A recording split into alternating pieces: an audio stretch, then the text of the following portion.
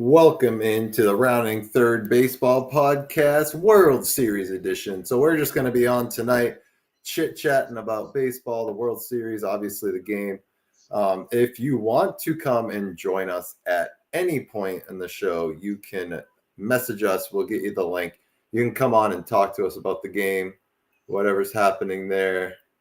And we got two flyouts to the warning track by the Dodgers to start in the bottom of the first, man.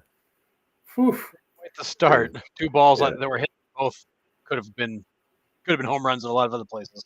Yeah, dang.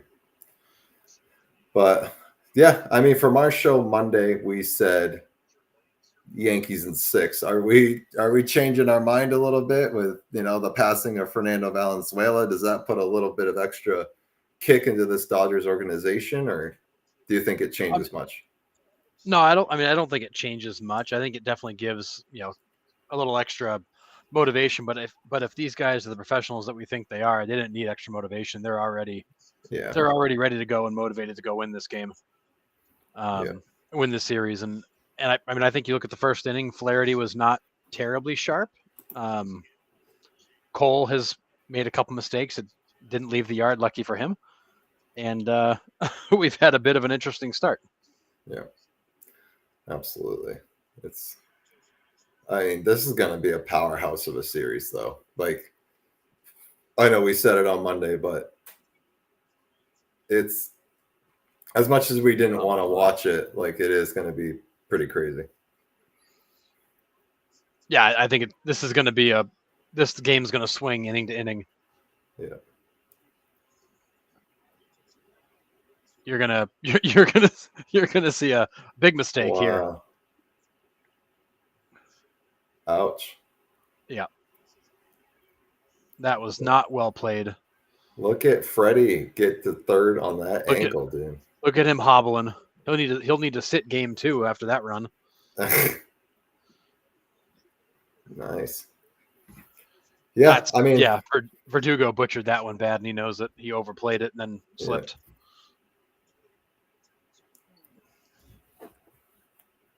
Took a weird hop off that stanchion there. It did. He over pursued and then tried to cut back, and he can hang back and let that bounce come to him. Freddie Freeman's not a speedster. You're not worried about him taking 3. Yeah. You're just worried about getting that ball back in. Yeah. But that was Verdugo getting a little too jacked up to go into the corner and try to stop something. Yeah. Ooh. All right. Yeah, so Harrison's a good 30 to 45 seconds ahead of me. I don't know why, but it's just the way it is. But yeah, we're sitting here walking, we're talking. I tried stopping it to catch up, and then it just brought me back to where it was. So I can't control it. Yeah, things just happen slower down in the South. Yeah, what are you streaming on? I'm just on foxsports.com. Oh, gotcha. Huh. Yeah, I'm going through YouTube TV, but it's crazy. Gotcha. Yeah, it's either I'm 20 seconds ahead of you guys or you're 20 seconds ahead of me. It's weird. They're never the same. But yeah. So those who are watching, if you guys want to jump on with us and talk some baseball, you are more than welcome. Anything's on the table as we sit here and watch Game 1 of the World Series. We can drop you the link if you want to come on and talk some baseball. But if you don't want to show your face with this group, we totally get not wanting to be seen with us. So leave some comments and we'll talk baseball. Yeah, absolutely. All right, so first inning, Yankees get a couple guys on, don't get anything out of it. Dodgers get Freeman to third, get nothing out of it. So both teams have shown that they're going to get guys on base, move them around. Yeah. But the big question is going to be how long can these pitchers avoid the big inning? Because I think that's what you've got to be afraid of with either of these teams is you're always a batter or two away from putting yourself in a spot where the big inning can surprise you.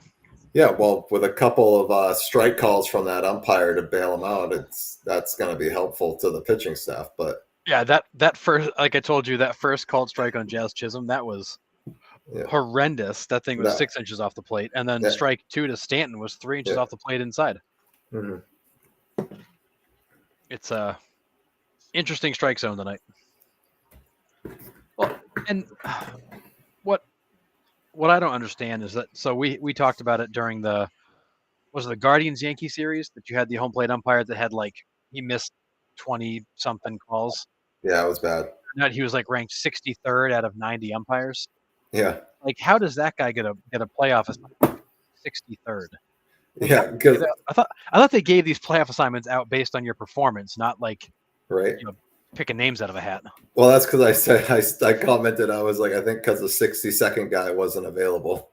Right. It's like what the hell? It's like how can you be in the middle third of the league and get a playoff assignment? Especially now, there's really no excuse for it because they don't do umpire crews anymore. Like they Right, used to exactly. back in the day, like your group of 4 guys, that's who you traveled with all season long. That was your family. So you could have the worst umpire on it, but you could have the best umpire on that crew, and you'd get like a playoff series because you could have averaged been the best crew. But now they're individually ranked. They work with different umpires. They travel all over the country, not in their crews. So there really is no excuse for it at this point.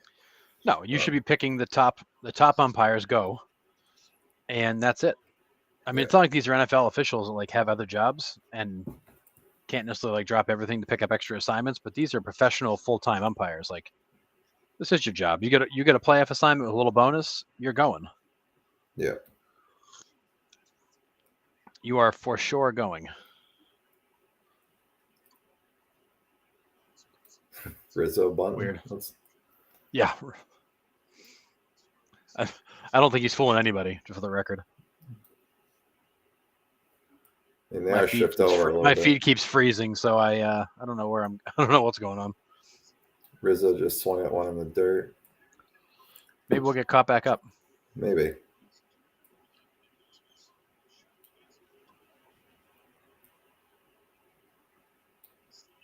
Rizzo just slashed one foul. Where are you? Same thing. Cool. We got caught up. Good old Mark Pryor.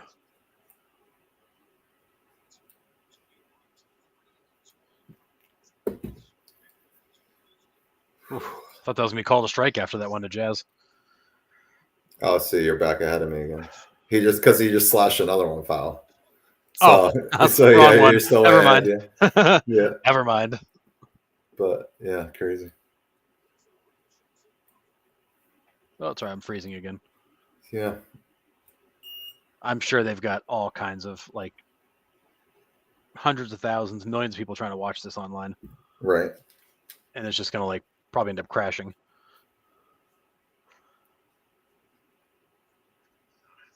Oh, great. It comes back to a commercial. I don't even know what's going on. Oh, well. You said you got a commercial? Yeah, it came back to a commercial as it reloaded. The heck? I know. Yeah, I saw Rizzo bounce it off of Flaherty's foot, and then it froze and came back to a commercial. Yeah.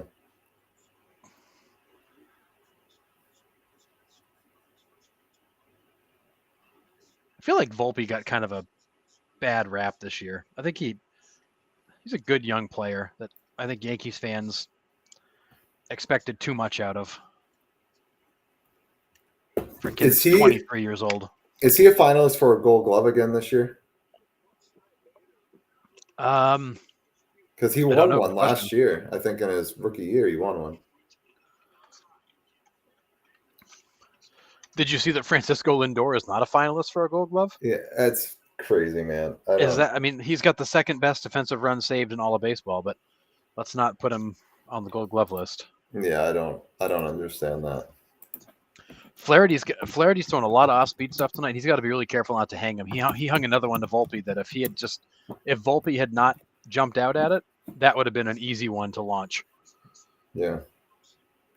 I think Volpe got a little excited at the hanger and kind of leapt at it.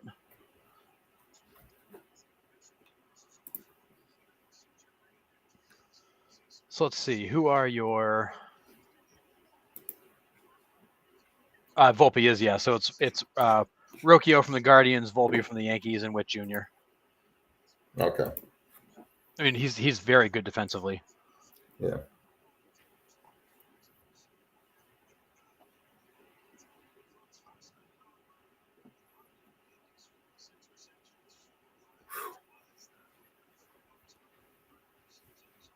Yeah, I don't know, man.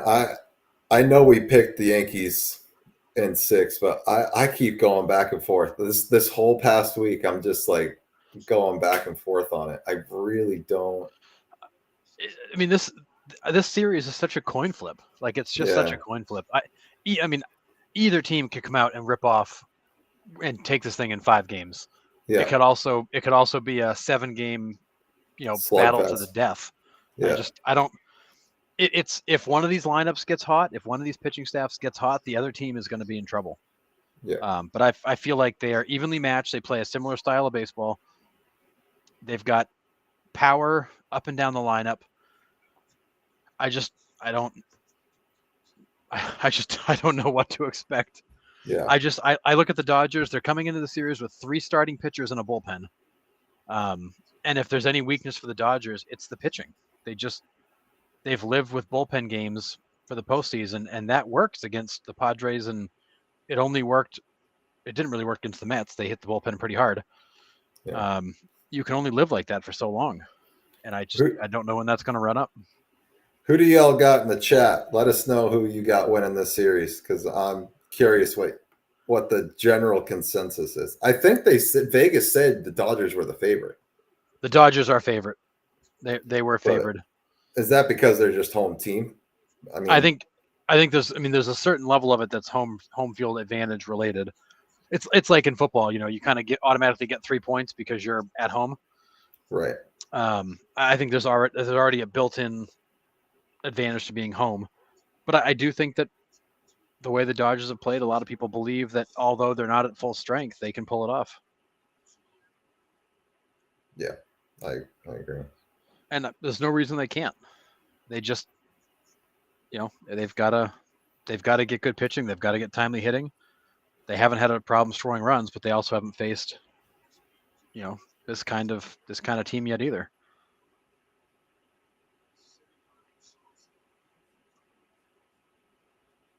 I don't know what to expect. This could go either way. It's a coin flip for me. I'm taking the Yankees solely because I believe that the lineups are equal. Maybe the Yankees are a hair better, and then the pitching staff to me is the biggest question mark because the Dodgers just don't have a lot of depth. Yeah, I mean, with Freddie Freeman in this lineup, I think that changes things. And I mean, he clearly, got on base, got the third, but yep. Even when he was jogging out to the foul line when they announced the starting lineups, he looked a lot better than he had. Yeah, I think 4 or 5 days of rest probably did him a lot of good. Yeah.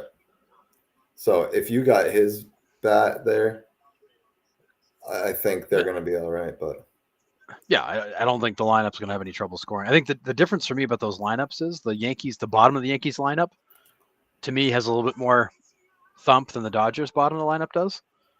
Although Tommy Edman, who's batting 9th tonight, was the NLCS MVP. So, I mean, I think the way Dave Roberts just set up his lineup, I think he understands that and put a red hot Tommy Edman down there.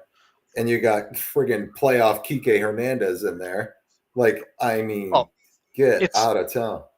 You're almost, if you're Dave Roberts, you're setting the bottom of the lineup up to be the leadoff for Ohtani. Right.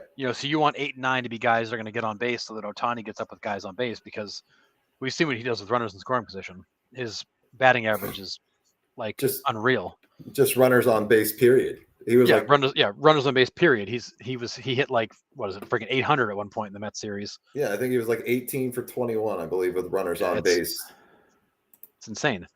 So you almost want to set up your lineup so your 8 and 9 spots are better on base, more likely to hit guys, so that you can turn it around and put Ohtani up there with men on. Yeah. He recorded 17 hits in his last 20 at-bats with runners on base. Runners in scoring position. Sorry. Okay, yeah. That was with runners in scoring position. That's an 850 average for those of you doing math at home. Yeah, that was at one point in the NLCS, so it might have gone down a tick. Yeah, but still. But he was hitting like 100 with nobody on base and 850 with runners in scoring position. What was even crazy? Like, Yeah, like he was like 0 for 18 with no one on, like or something like that. It yeah, was weird. it was silly. Friggin' baseball, man. But Yeah, they. Yeah, I think Dave Roberts has the right approach for this game, trying to stack the bottom of the lineup a little bit so that Ohtani gets some shots with guys on. yeah, Although Garrett Cole showed in the first inning, first pitch fastball, outer third, like he's going to challenge him. Yeah. And I think that's how you have to approach Ohtani. You've got to challenge him because he's proven that he will expand the strike zone. He will chase pitches.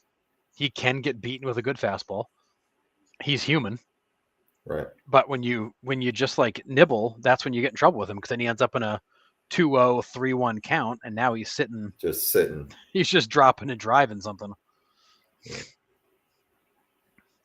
And this is the guy up right now, Max Muncy, that he had a really good NLCS in terms of getting on base. They need that. They need this kind of bottom third to get things going. Yeah. Kind of that middle third, bottom third has to produce. Yeah, I think for the Dodgers to have a chance, I think they need these first two here.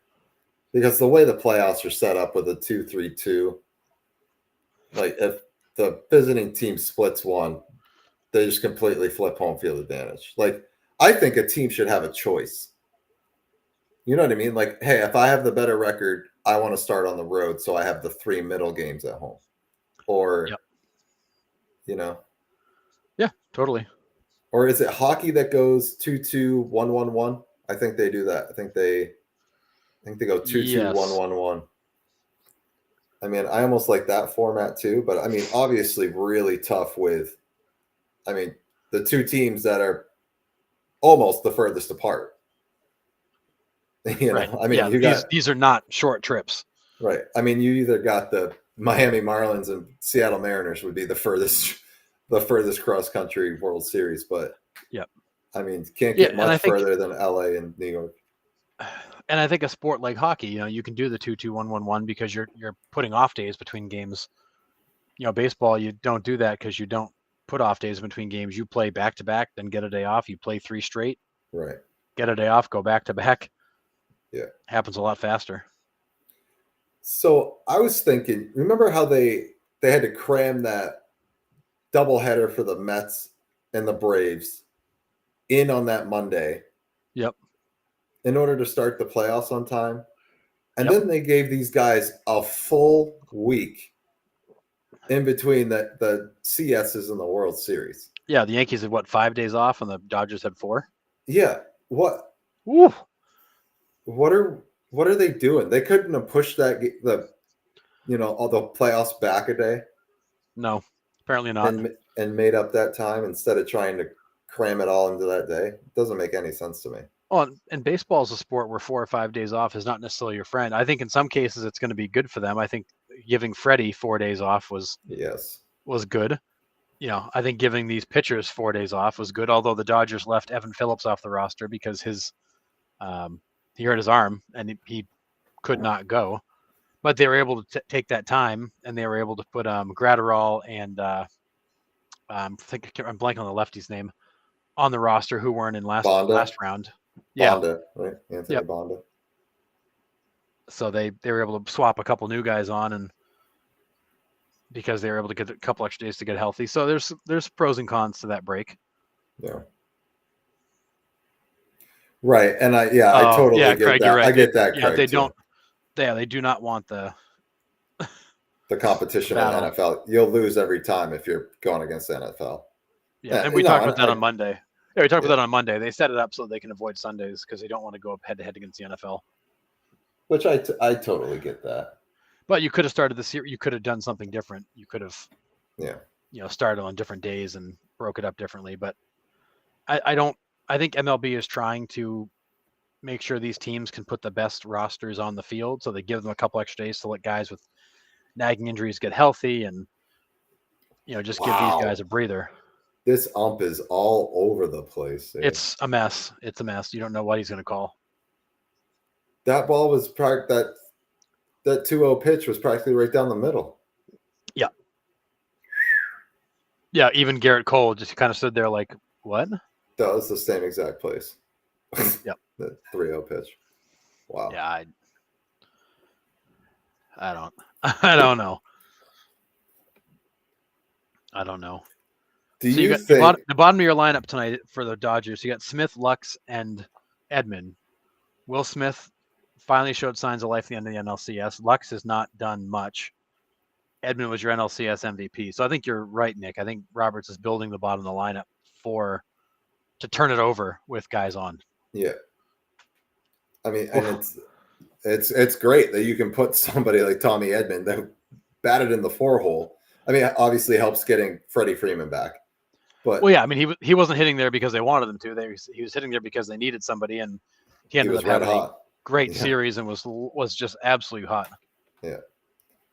So my prediction of a slugfest isn't coming true right now. That's. I mean, it's been 2 innings. I mean, we got time. I know, but I expected it to be 9-8 after the first two. Well, yeah, you're hoping for the 2018 games. Yeah. I mean, this is like, I feel like this is like kind of the boxing match. The first round, you kind of like just bounce around and poke at each other to see who's gonna make a move. But I think when you get to the second time around the order, you're gonna see some stuff happen. Yeah. These teams are gonna start taking big swings at each other. Yeah, but because the Yankees are turning the order back around. You're up to the top again, right? Yeah. Yeah, I know. Yeah. Once they get into the bullpens, it will. I mean, maybe not. I mean, I think Cole's been around the zone, and Flaherty's proven that he's hittable. So I think you may see some action here soon. Yeah. I don't think either starting pitcher is basically, asserted any sort of dominance. Yeah. All right, Craig. This one's straight for you, since you're our token Yankees fan on this podcast. Our token Yankees fan. Where does Aaron Boone use Clay Holmes, if at all? Because clearly can't use him in high leverage situations right now. No. That's why he was taken out of the closer role. But is he just a mop-up guy at this point? Like up by 6, down by 6? Where do you use Clay Holmes? And who fills that void? That's a tough one. Yeah. I don't know. I mean, I think, I said this on Monday, the Dodgers have a little bit more flexibility in their bullpen. I mean, you mop up or the 7th. Okay. I think you're right. I was going to say my answer would be he's going to bring him in some easy situation, the 6th or 7th, to try to build up his confidence. Yeah. But yeah, I said the Dodgers bullpen has a lot more flexibility because he was able to start Michael Kopech. Like he's a back end bullpen guy. He was able to use him as an opener because Blake Trinan's in the back end just mowing people down. Yeah, Craig, you're right. Yeah. We talked about that on Monday. We give the bullpen advantage to the Dodgers. Definitely the Yankees. The Yankees bullpen is either lights out or gets lit up. Yeah. There's really no in between. And there's a lot of question marks back there. But those same guys you got a question mark will be brilliant tonight and terrible tomorrow. It's just I don't know how. I don't know. I mean, not that I'm trying to give Aaron Boone a break here, but like, how do you plan to use your bullpen when you don't know what these guys are going to be like tonight? Yeah. If he makes that play. The Dodgers have the great equalizer in that with Ryan Brazier, though. Your favorite, Nick. Oh my God, I can't. Your boy, Ryan Brazier. The one and only. Tommy Edman almost made a hell of a play there. Wow. Boy, that was close. Gleyber Torres, ever since being moved into the leadoff hole for the Yankees, though, has been lights out. Almost can't get him out. And he is vying for a big free agency somewhere. Yep. Oh, he's definitely safe. All right. That's a good start. Now you got Juan Soto, the guy on. That's never fun. It's never fun facing him, period. No, but the guy on base, it's even more nerve-wracking. Yeah. I mean, so Juan Soto is 25 years old, and in September he eclipsed Ichiro for career walks. He's 26 today, by the way. Oh, 26 years old, and he's already eclipsed Ichiro in terms of career. That pitch was like 3 inches off the plate. That's like a ball and a half off the plate. Even Juan Soto's asking him. All right, Craig, as a Yankees fan, do they back up the Brinks Yeah. truck and give him I, whatever he I mean, wants, or does he end up somewhere else? What's the feeling in New York? Is he going to stay? oh, he's staying in New York. It's just the question if it's Yeah, the Mets or the Yankees. Is it Queens or the Bronx? I don't see him going anywhere else except I'm for the Yankees or the Mets. I'm waiting for the Dodgers to give him a 10-year, $700 million contract with $68 million a year deferred. Yeah. I mean, I don't know what other team could. Oof. He's going to get close to seven. He's going to get close to 700 million. Spot Track had him pegged at 14 years, like 531 is the There's number. there's no way. Someone's going to overpay him. He's not going to get Shohei money because he doesn't offer the marketing or the pitching. I think you'd be hard pressed to get this guy to that number. I think it's more than 530, dude. There's no way. He's too young. He's already been in the World Series twice. Like, he is the best all-around hitter in baseball right now. This is the kind of guy. This is the kind of guy you give a 12 or 14-year contract to. Although if I'm him, I don't sign it because I want to play like 3 years at a time and go maximize. Yeah, where he is so young. You mortgage the franchise for this guy. Like, you do whatever you can to get him on your team. Oh, crap. That's just me. I think he's the best all-around hitter in baseball right now. And honestly, I don't even think it's close. There's some great hitters. Don't get me wrong. Yeah. But his command of the strike zone, his contact, his power, I mean, as he grounds into a double play. But yeah, like, he just brings so much to your lineup because he just demands so much every single at bat. So that's the second time tonight the Yankees hit a ball right up the middle, and Edman's been standing there. Yeah.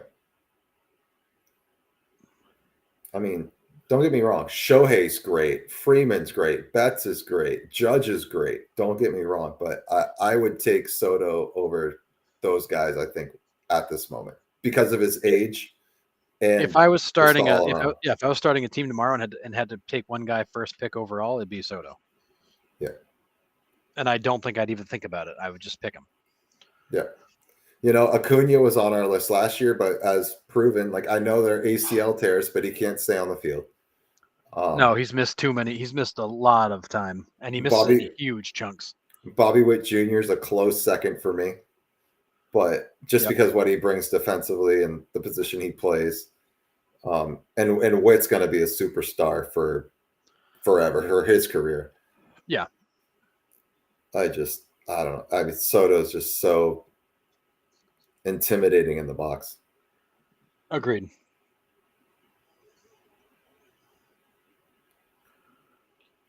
But yeah, it's almost looking like Flaherty is throwing so many off-speed pitches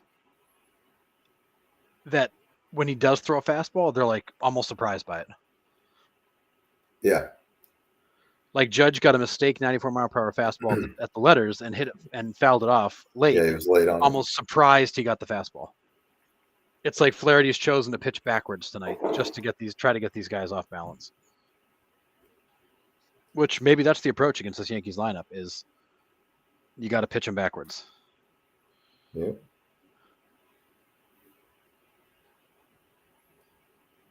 Well, and the Yankees right now are chasing at pitches that they didn't in the Guardian series and the Royal series. They were very disciplined at the plate. Yep. They were. They did not chase much.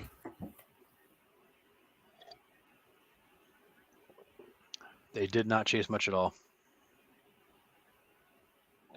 Oh, we're with you. I love the nail biter close games. Nick wants a 20-18 slugfest, but I love a good close game where like you're hanging on every pitch, wondering what's going to happen next. Is this going to be the pitch? Is this going to be the swing? Yeah, I mean, for the drama of baseball, I'm with you. Like, I want a defensive contest because every pitch matters for sure. Yeah. And Craig, you might be right. They're jumping a little bit. Maybe they're all just trying to go up there and hit the 5-run home run with the bases empty and try to get things going. I mean, there's gonna be some little blooper or something that's gonna get this whole. It's gonna just open things up. Yeah. But you got to get there. And like I said, the Dodgers twice, the Yankees have hit the ball right up the middle, and Edman's been standing there waiting for it. There's definitely some positioning that's worked out, some bad luck in terms of hitting it at people. Something's going to drop in. Like, look at Freddie Freeman's triple. Right. End of the bat, drops it down the line. Gets a triple because it gets misplayed after that. Like, something like that is going to break this thing open. That dude has the most unorthodox approach at the plate, and he gets it done. Almost hurts to watch. I don't understand it. Like, I mean, Arise is kind of Luis Arise is kind of the same way. Like, he's just so choppy with the bat. Like, he's just so high contact. And Freddie's swing is fairly similar to that, where it's just short, compact to the ball, but man, it works for him. It's weird. It's uncomfortable watching him. But yeah, I mean, to go back to baseball history, Dork's point of defensive games, like, I love watching them, no doubt. I just don't see how this series is going to shape up that way. I mean, at some point, we're going to have a 10-8 game. I mean, and this game's starting 0-0, but I don't know. I just feel like these offenses are too good to be held down to a 2-1 finish or a 1-0 finish. No, agreed. And these are also not teams that score runs one at a time. These are teams that put up. These are two teams that put up crooked numbers. Yeah. They're as likely to score 5 in an inning as 1. Yeah. I mean, that was me watching the Diamondbacks all year this year, and it was almost frustrating because they would come out in the first inning, score 4 or 5 runs, and then be done for the game. And then nothing. Like, what? They'd lose 7-5. Yeah. And, or they would put up 6 in the 5th and win. Like, they were so weird that they just didn't score in multiple innings. But, and maybe that will happen here, especially when they start like the bullpen games, like we've said, the Dodgers had that 33 scoreless inning streak, but they had to have every bullpen guy go in and get the guys out that they were supposed to get out. It only takes one guy to go in to give up back-to-back hits, get a ground ball out, then another hit for it to change everything. Just takes one guy to be off. So, yeah, I'm rocking the Durham Bulls hat tonight. That's right. So I'm from Raleigh, so that's where I go to the Durham Bulls all the time. I'm kind of hoping the Tampa Bay Rays decide to come up here and play some games this summer. That would be, since they don't have a stadium, that would be ridiculous. Yeah. Then MLB is trying to keep them as close to Tampa as they can, but they're running out of options. So there are rumors saying that they could possibly come and test out different markets to see what the draw is for expansion later on down the road. I mean, the sad part is you could have the Tampa Bay Rays play anywhere else and they'll draw better than in Tampa. Right.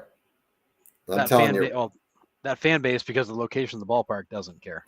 Yeah. I'll tell you, if they came to Durham, dude, Raleigh would show out for sure. Oh my goodness. I know they would. It would be almost, loves baseball. It would be nearly impossible to get tickets, but I'd be in line right now if they told me that they were coming.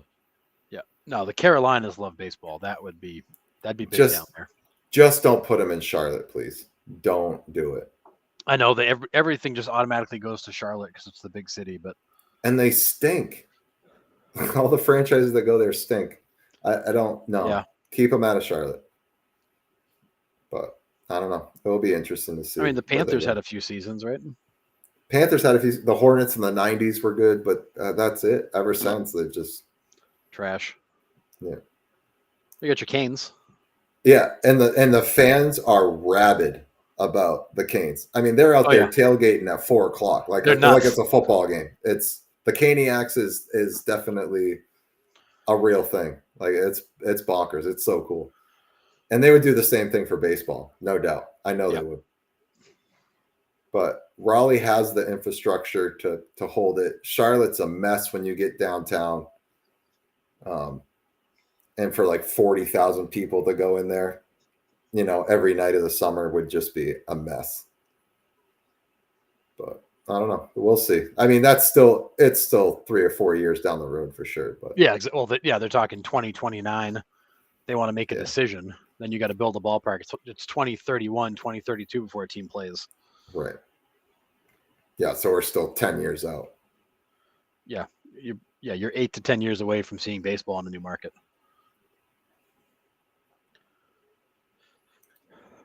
I mean, and I think Ohtani's not a small guy, huh? No.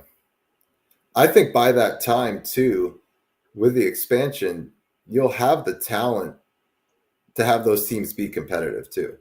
Like you look at all the young guys that are coming up and making impacts immediately. I think those teams will come in and they won't be bad. They won't be basement dwellers. You'll have the expansion drafts obviously and stuff like that, but the talent across the league is just so good now.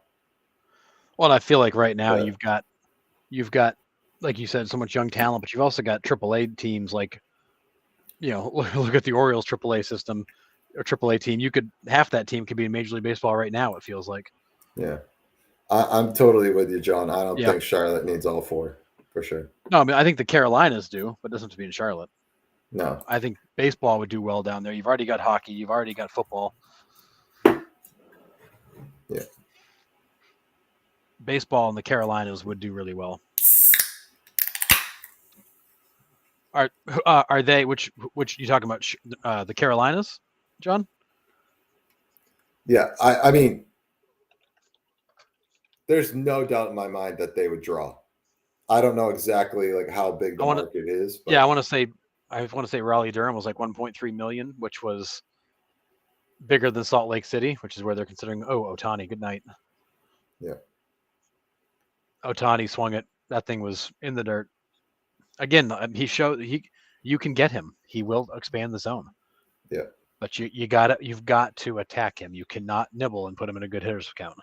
I mean, that was a nasty breaking ball too, though. Gross. I mean, his knuckle curve is gross. But like that thing was nowhere near the strike zone. Yeah. No, I mean, like you said, 1.3 million people in the Raleigh, Durham, Chapel Hill area. It's only getting bigger. More and more neighborhoods going up, houses going up. I mean, every road you turn down here, there's new construction. I mean, it's booming around here. And it's only getting bigger. And we don't have a baseball team within 6 hours of us. I mean, yeah, so the Raleigh MSA is 1.5 million people. Yeah. Which makes it bigger than Salt Lake City at 1.3 million people, makes it bigger than Buffalo, makes it bigger than New Orleans, significantly bigger than New Orleans.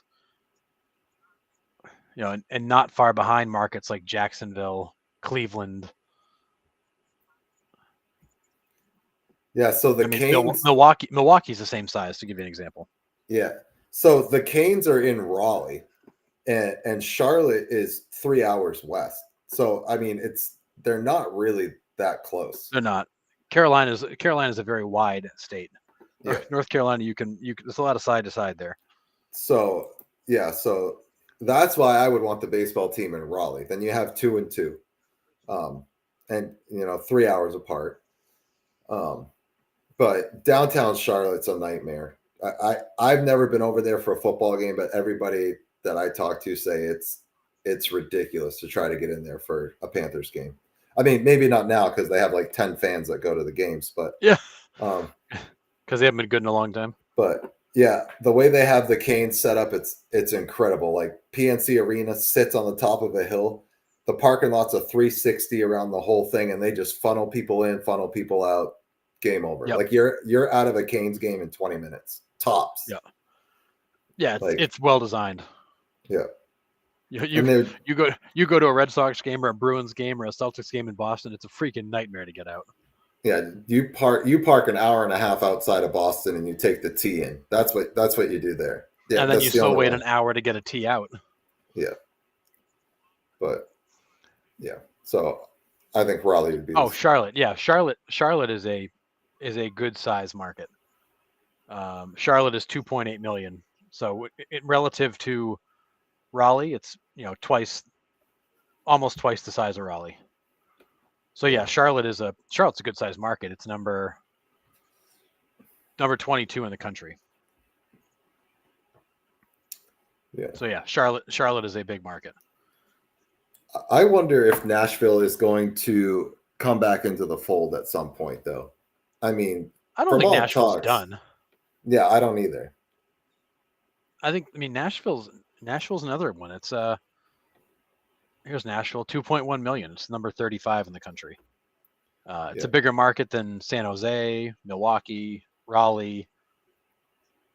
And I mean, they got football and hockey there right now.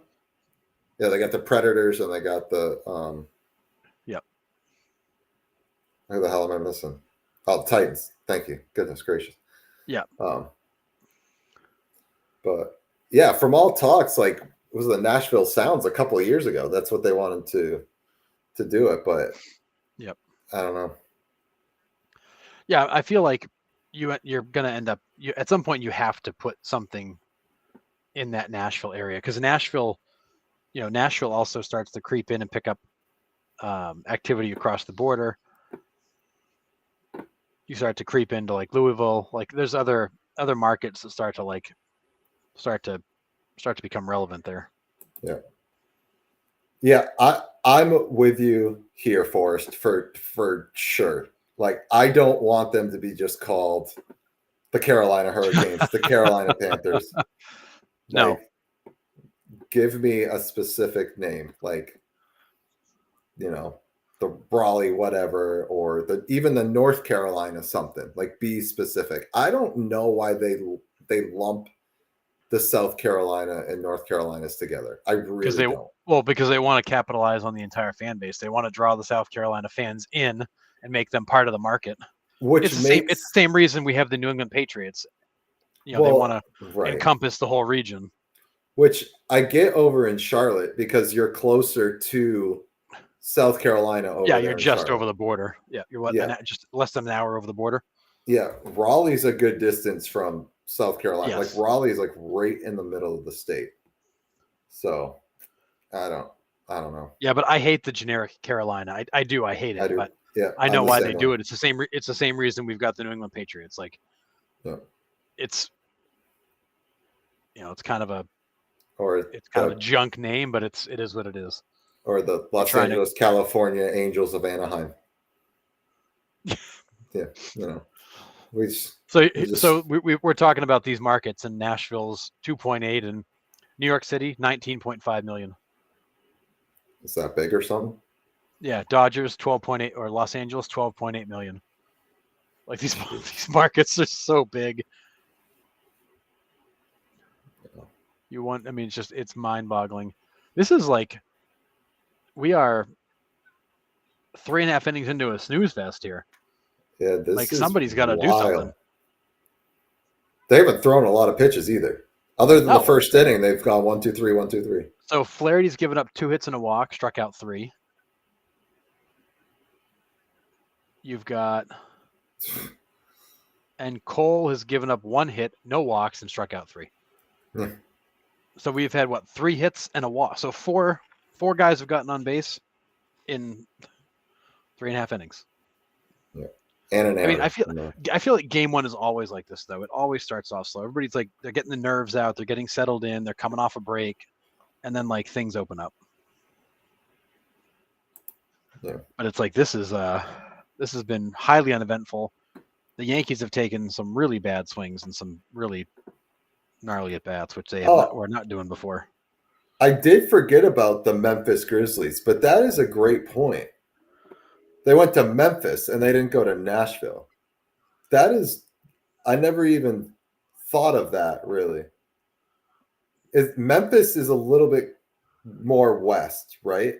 Nashville's closer to the east. Memphis is closer to Missouri, correct? And Memphis is a major distribution hub off all the highways.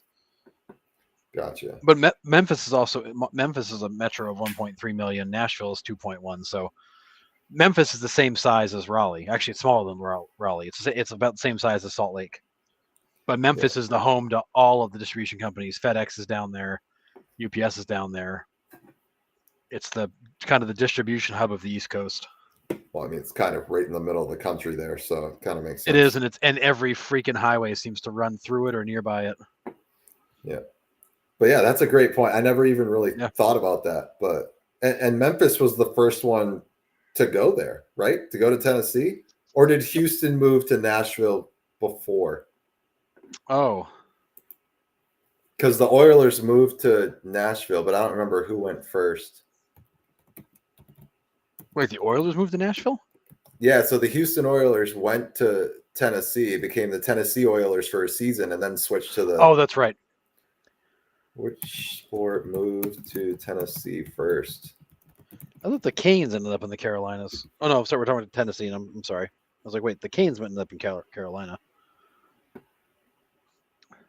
So the Titans moved in 96. I've been there a long time. When?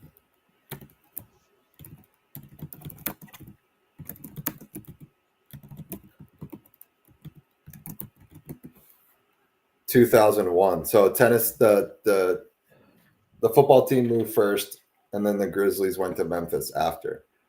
So that's... I wonder if they picked Memphis more because it was wide open and nobody was there yet. I guess. Huh.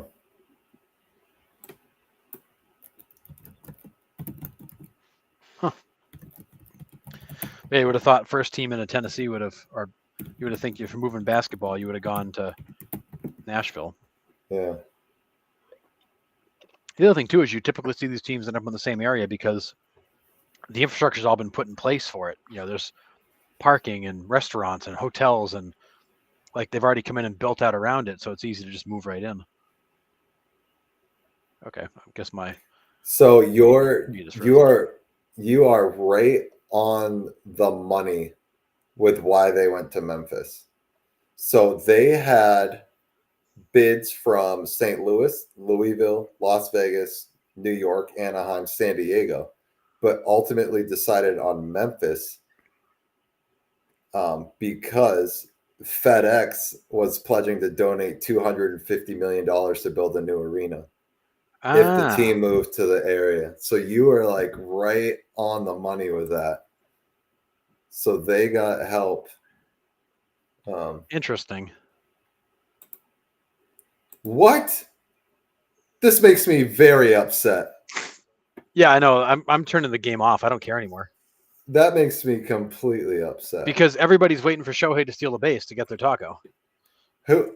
I know Harrison knows the answer to this, but for the chat, who was the first player to steal a base, steal a taco for America? Who was it? Who was the first player to get us free tacos? Yeah, and it was announced 2 hours ago. They're not doing the steal the base, steal a taco. My goodness. Yep. Well, I'm done watching the World Series then. So thanks for being in the chat. We'll see y'all later. Yeah, what the?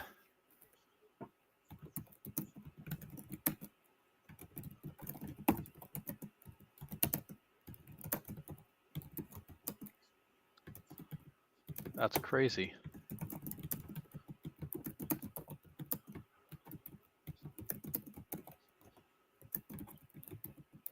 Wow. Just turn that bat into firewood, Freddie.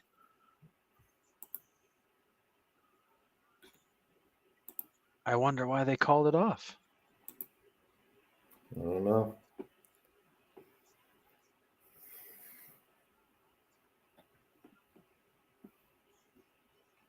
Oh, because they're not actually an official sponsor of Major League Baseball anymore. Their deal ended this year. So that's why. That's still dumb.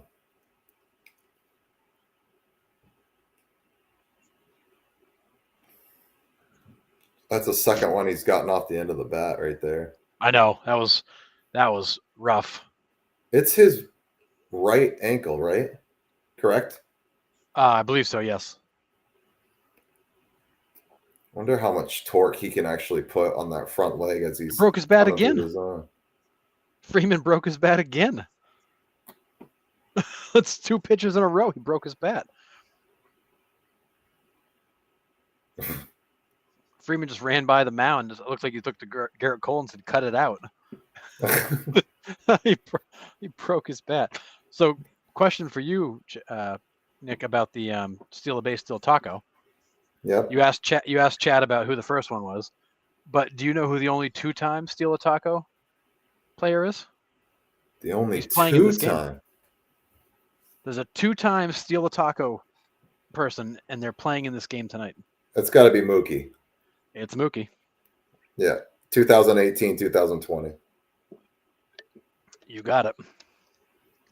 Yeah.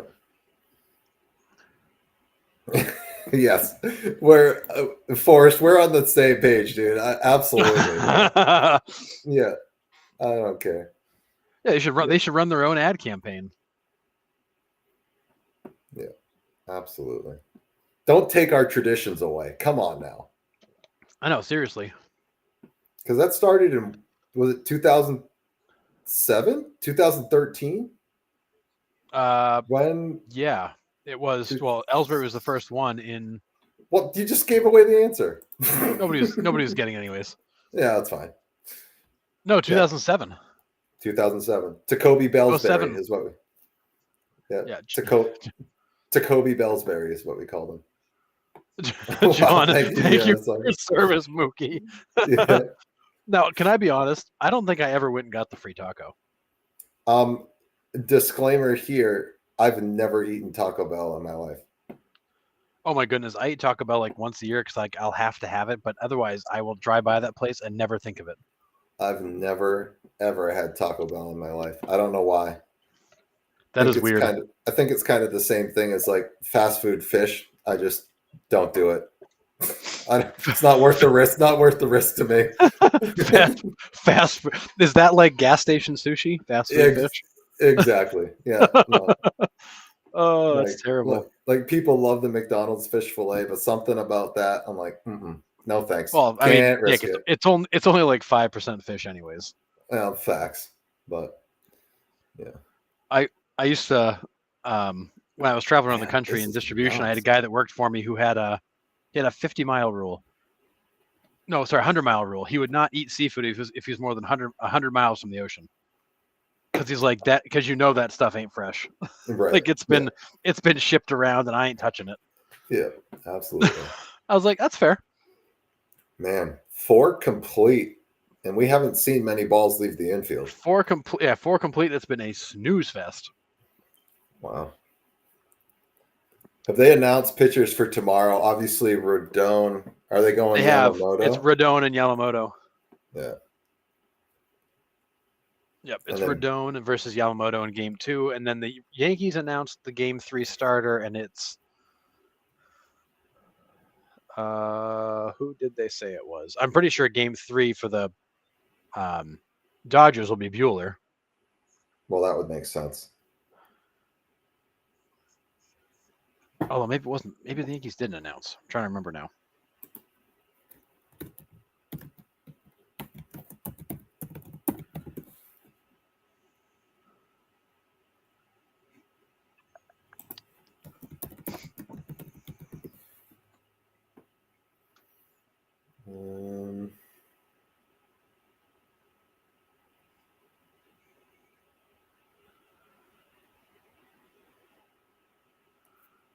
Yeah, I can't find it. I don't know. So Game 2 is Rodon versus Yamamoto. I'm guessing the Dodgers are going to pitch. Oh, they'll go Schmidt probably, or Luis Gil, right? Schmidt it was. I'm pretty sure it's Schmidt. I think you're right. I think they announced Schmidt. And then Luis Gil will probably go 4. Yeah, that would make sense. You go Schmidt then Gil. Which would be the Dodgers. Yeah, so that means the Dodgers are going to go Flaherty, Yamamoto, Buehler, bullpen, and then wrap back around to go Flaherty, Yamamoto, and Buehler again. Yeah. Because they only have the 3 starters on the roster. A team of that's got $1 bajillion in payroll, active and deferred, can't find more than 3 starting pitchers for the playoffs. Well, I mean, it's mind-boggling. Losing Glass now, Dustin May. I mean, list them off. Gonsolin, May, Kershaw. Gonsolin's it's scary. Big one. Scary. Yeah. You've got so many guys hurt. It's scary. They would have 7 like top 3 starters for any other team. Yeah. Well, with a name like Bronx Gaming, I'm guessing you're pulling for the Yankees. But we made our predictions Monday night on our show. We were all kind of in the consensus that it was going to go 6 or 7, and all 3 of us, I think, went with the Yankees. We all kind of agreed on Yankees in 6, which pains us, by the way. It does. We're all Red Sox fan. We're all from New England. Like, we grew up diehard Red Sox fans. It does pain us, but baseball fan in us was saying Yankees. This whole series pains me because there's no 2 teams in baseball I like less than these 2. Yeah. I can't stand either organization, but I will take the Yankees in 6 because I just think they've got a slight advantage. But I think this is going to be a tight series. Yeah, absolutely. And imagine that what's going to be interesting is when they spend 2 in LA, then they go out to New York to freeze to go back to LA. Right.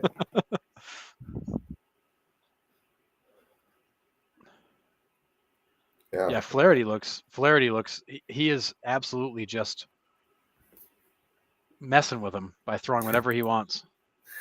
Yeah, no, we get it. We get the Red Sox hate, buddy. Oh, we totally understand it, but totally get it. As baseball fans, we really broke it down Monday night, and we went facet of the game by facet of the game, and ultimately gave the edge to the Yankees. But what we came to was the Yankees having a slight advantage in the lineup because the lineup's deeper. We gave the starting pitching to the Yankees barely. I pushed it. I pushed the pitching myself. Yeah, you were a push. Sean and I were a slight advantage to the Yankees. We gave the bullpen, the defense, and the manager to the Dodgers. And I think it's a coin flip. Yeah. And as it's showing right now, this is wild. These are 2 offenses that are really tight right now. Somebody's got to relax and just let one fly. Or the pitching is just really that good. I think the pitching's been good, but these guys are chasing a lot of pitches that they don't normally chase. Yeah. We even saw Juan Soto chase a slider in the dirt. He never does that. Yeah. These guys are jumping. They're trying to make something happen. Austin Wells just struck out on yet another ball in the dirt. Yeah. On a slider he saw 3 times in the at bat. There's no surprises here, boys. Dang. And Flaherty's got 68 pitches thrown. He could easily go. He'll easily go 6, probably go 7, unless he falls apart. Or Roberts decides to try to save some life in that arm for Game 5. I don't know if you do. I think Game 1 is so pivotal. I agree. The team that wins Game 1, I posted it today. I forget the number, but the team that wins Game 1 wins 82% of the World Series. So Game 1's a huge deal. And if you can stretch it out for Flaherty, then the bullpen that's thrown a lot of innings in this postseason gets even more of a rest, and you just bring out Kopech and Trinan to slam the door if you're in that position. There's a base hit. Look at that. The old Red Sox comes through. Yeah, Doogie with a base hit. Look at that. Makes up for his error earlier. Nice little piece of hitting. Oh, Edmund just missed that. The Yankees need to get the bottom of the order engaged because that I think is a difference for them. They've got a better bottom of the order. Now you're back to the top. Gleyber Torres, who doesn't get out anymore. Yeah. But that's the 3rd time that Flaherty's hung a slider on the inner third that these guys have just casually taken because it was the first pitch. Like those are pitches that you could just launch. Yeah, but they're not looking for that. They're looking for that. They're not first pitch fastball. Yeah, and I think that's the difference with the Yankees. They're gonna wait and be patient, and then they're gonna strike. They're not gonna swing. They're not gonna swing early. But boy, if they did. Yeah. Yeah, I think at this point it's whichever. Wow, team. Muncy. Did he get it? Wow.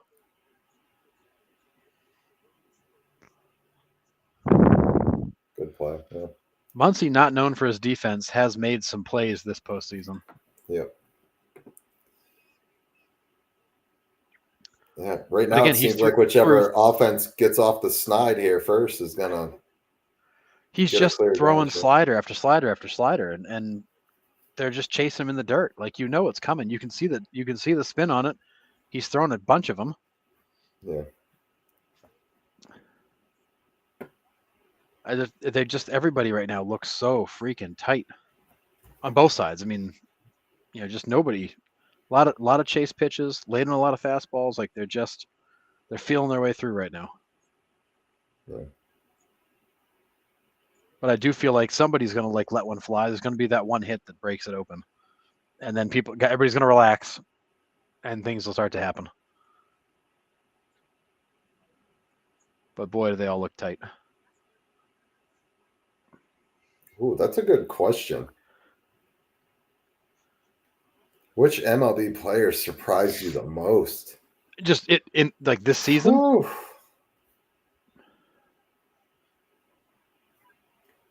Man. I have to think about that for a second.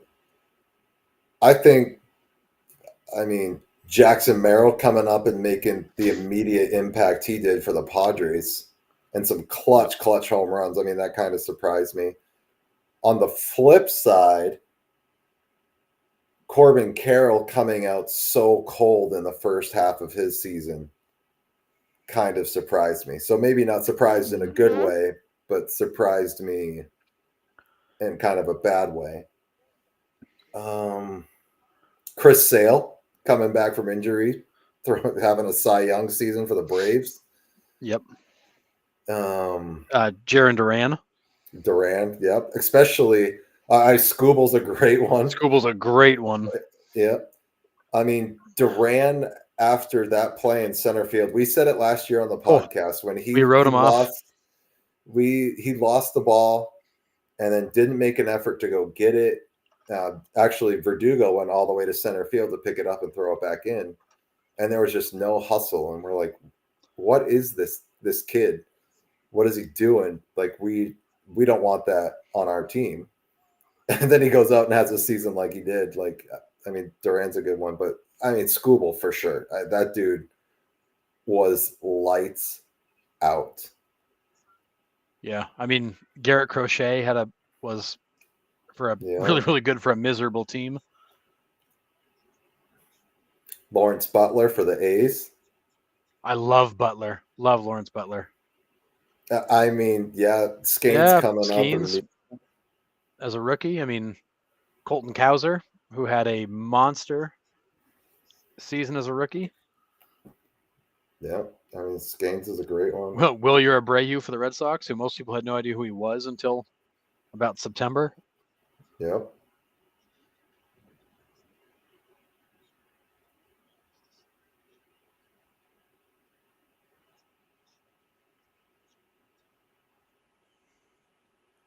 And I would say that I think Jack Flaherty was a guy that kind of went to Detroit and didn't really fit, and then went to LA and kind of turned his whole season around. We were talking about this a little bit earlier. So Sport Track has pegged Soto at 14 years for $531 million. So it's like $36 million a season for 14 years. I would sign Soto for at least 10. If I get 12 or 14 years, I totally would. And he's probably going to be $40 million a season. So 14 times 40 puts you at $560 million. I think that's probably the starting point. Someone's going to give him that, if not more. I mean, the only issue you've got is that when you put these really long contracts out, it's a risk on Soto's part because average annual salaries will climb in that time frame. But at the same time, you're going to be paying for a reduced Juan Soto for the last 4 or 5 years of that contract as he hits his late 30s. So I don't know. I feel like 14 years, 560 seems like a pretty good deal. Could he break 600? I don't know if somebody would give him that, but maybe. I think Steve Cohen would. I think the hard part is when you commit to $45 million a year for a player, that it's hard to build around them. And I think Soto's going to want to know he's going somewhere where they're going to win. There's no way he's only getting 230. 10 years, 230. There's no way. He already turned down 10 years. Didn't he turn down like 12 years, 375 from the Nationals? Yeah, I think so. Or 10 years. It was a lot. It was something.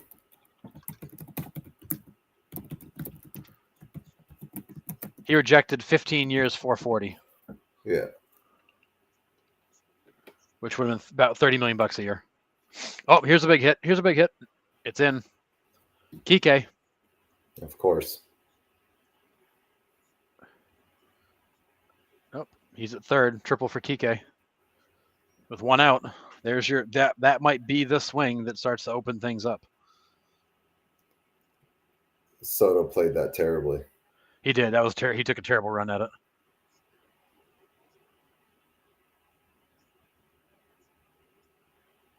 Soto tried to go for the catch versus playing it safe. Friggin' Kike Hernandez, man. Something about October with this guy. Yep. So it's funny that the Dodgers have 2 hits in the game, both triples. Well, a double with an error. I don't think it was. Well, yeah, it was double with a misplay, but yeah. Now you got Will Smith up guy at third. Can he bring him in? They didn't rule that an error, did they? No, it wasn't. No. Most undervalued guy in baseball? I mean, in terms of contract or in terms of the way people think of him? Because the most undervalued guy is your boy Scooble, who made like $2.5 million this year. Yeah. Billy Beane would find 20 guys to replace his production for a fraction of the cost. Yeah. I don't know. Undervalued MLB player. That's a hard one too. I don't know. I mean, we've said for years it's Jose Ramirez. I think he's finally starting to get some love. Yeah. Lindor. I mean, people know who Francisco Lindor is, but he's still not the superstar status that. Yeah. I mean, yes, he's a superstar, but. Will Smith cashed it in. Yep. There we go. There's your first run of the World Series. Yeah, I don't think until this postseason, Francisco Lindor was completely valued by the Mets fan base. I think he did a lot to turn that around. Obviously, he probably still isn't. I mean, facts, but Ha-Seong Kim is a great one. I love Ha-Seong Kim. He is a great player in that Padres lineup. And he's definitely, with all the stars on that team, he's not the flashy guy. He's not the Fernando Tatis. He's not the Manny Machado. But yeah. Yeah, we have a show every Monday night. We do the off season. We'll have different topics that we'll play on. We'll have different guests on throughout the off season, but we do like a free agent show. We try to pick like where the free agents are going to go. We'll do some awards and stuff like that. And then obviously like the big news when the free agents start signing. Well, if they start signing, last year we had to wait until like freaking January. That took forever. Yeah. But yeah, free agency was weird last year. And I think that was because it was because of Ohtani. It was, and it was Boris playing chicken with a bunch of guys who most of them fired him. Yeah. He butchered that badly. You said Castellanos also just fired him, right? Or Castellanos just fired him too. Yeah, it was a week or two ago. Thanks, John. Yeah, 3 years. We've been doing this for 3 years. Yeah, thanks. Every Monday for 3 years. Yeah, it's wild. I can't believe it's been 3 years. Like that to me, like blows my mind that it's been 3 already. But baseball history dork, Stephen Kwan. I like it. that's a very great Kwan, one. that is a good one. He's got a great glove, plays a outstanding left field, great contact hitter. Yeah. Hitting machine. Yeah. Best manager in baseball. Goodness. Well, I'm gonna have to go with Bud Black here. Oh, man, I don't know. Best manager right now. After the run the Detroit Tigers went on, and I might get some hate for this because of what 2017, what happened in 2017. I think the guy should be banned from baseball, but yeah. Agree. But what AJ Hinch did with the Tigers down the stretch in mid-August and in the postseason, he had, to me, has the best handle on what his team can do and got the maximum potential out of those guys at the right time. He's pretty friggin' good in order to do that with that team being so young. The oldest guy on their team was Matt Vierling, 28. I mean, to take a group of young guys like that and do that, pretty impressive. Yeah. But now, if you asked me before the playoffs started, I would have told you it was Brandon Hyde. But the Orioles made yet another disappointing playoff showing, and I'm starting to feel a little less excited about Brandon Hyde. See, Alex Cora is also kind of like, yes, we're Red Sox fans, but our third guy that's usually on with us is a huge Alex Cora guy. But I'm after everything that happened in 2017, and then he was banned in 2018, or suspended, sorry, not banned. I never really got on the Alex Cora train, to be completely honest. He is good. He does get a lot out of his players. He manages the game well. And his knowledge of baseball is unreal. It really is. But I'm just not an Alex Cora fan because of what happened, to be honest. Well, I'm not a Cora fan for that reason, but also because in game I think he makes some really odd decisions. Like, sometimes. And he'll get stuck on something. Like he'll continue to bring the same bullpen guy into the same situation they don't do well in, and just keep doing it. It's like he used to love to bring Ryan Brazier with guys on base. He gave it more inherited runners than anybody in baseball. Like, why do you keep doing this? Yeah. Like, he doesn't get off of these trends. This was the best move the Reds could have made this offseason. We are completely with you. We were so sad to see Tito leave Boston. I mean, we really were. Like, we were love him. Hated that, and we hated how it all went down, like the whole chicken and beer scandal and all that stuff. Like, hated that. But I think this could possibly put the Reds over the hump. He's going to get those young kids to play. Granted, they need to stay healthy, but having Tito Francona back in the league, we're with you 100%. It's the best thing they could have done. Yep. So. Yeah, he's absolutely the right move for that organization. Yeah. Best fictional manager. It's gotta be the kid from Little Big League. It's not even, I don't think it's even close. Yeah. Tom Hanks. Tom Hanks, League of Their Own.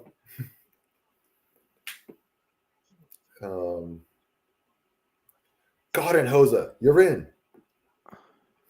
Rosenbaga. Yeah, I think it's got to be Billy Hatcher from Little Big League. That's a good one. I mean, it is. Or could it be Lou Brown from Major League? Yeah, that's what he said. He's like, yeah. I don't know. I mean, nice. Yeah. Well, yeah. Tom Hanks. There's no crying in baseball.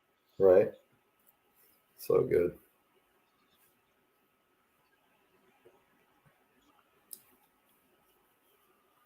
The lollygagger speech. The from Bill Barr. lollygagger speech. That is Yeah. a classic.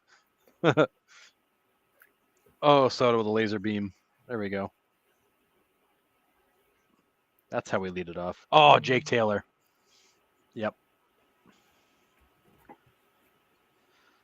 Huge Jake Taylor fan.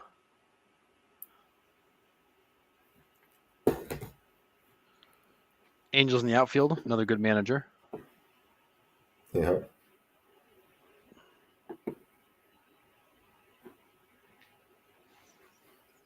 All right, so Soto's on in front of Judge. Does this give Judge something?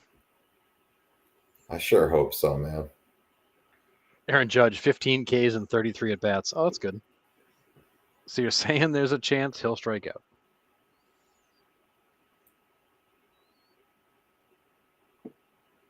Oh, 2-0 count on Judge with a guy on. Whew. Not the place you want to be here, Jackie boy.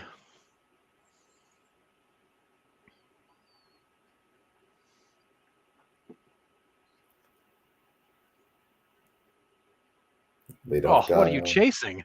What are you chasing? What happened to the Yankees that were so patient against the I know. Guardians? Like, these at-bats are painful to watch, man. 2-0 count, you chase a slider at your ankles? Like, what are you doing? I mean, I could count on one hand how many pitches they chased out of the zone in that series. I swear, none. Like, it was none. It was amazing. And then he was late on a fastball down the middle because he's seen 3 straight sliders. Yeah. Yeah, and when Aaron Judge is right, he's hitting that 600 feet.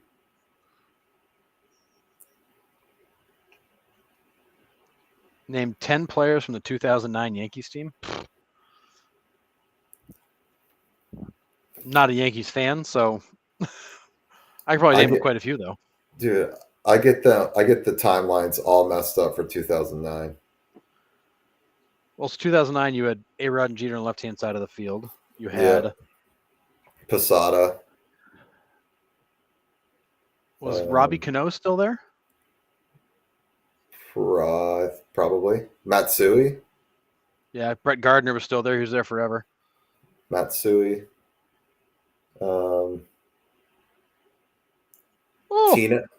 Tino Martinez. No, or is that too late? That's too late. Yeah. Mariano was there. Yeah. Wait, 2009? Judge was way late on that fastball. That's 2 straight fastballs he was late on. And they got a lot of plate.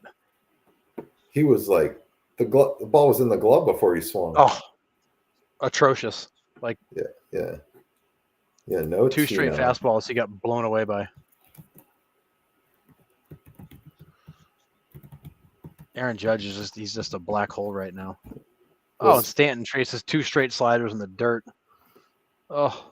Was Pettit still on in 2009? I don't think so.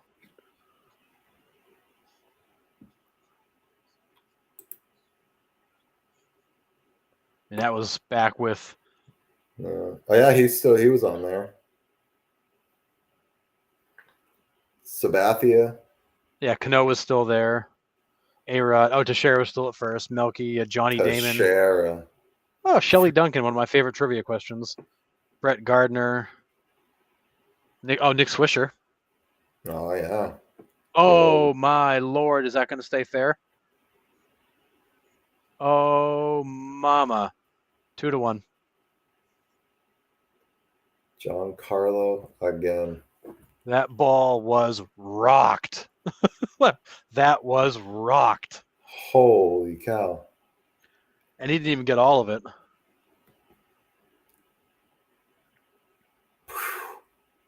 Do you see they had when he was 412 and it left at 117? Did you see the flashback when he was on the Marlins? I think it was like 2014. He hit it out of Dodger Stadium. Oh yeah, I think I shared that clip on our page. That home run was different. Oh, so Stanton was sitting on a slider. Flaherty threw him a wasted slider, and he absolutely hammered it. Dude, he just crushed that. My Lord. Playoff Stanton is different. Playoff Stanton is different. Wow. Melky Cabrera was there. Cabrera, that's right. Cody Ransom. There you're talking. Juan Miranda, Jerry Hairston, Angel Baroa. Kevin Cash was on that team with Cervelli, Jose Molina, where they had 4 catchers. Yeah. David Robertson, Mariano Rivera, Pettit, Mark Melanson, Damaso Ian Kennedy, Phil Hughes, who never turned into anything. Yeah. Phil Koch, another guy with high ceiling that never turned into anything. Joba, AJ Burnett. That was a weird roster.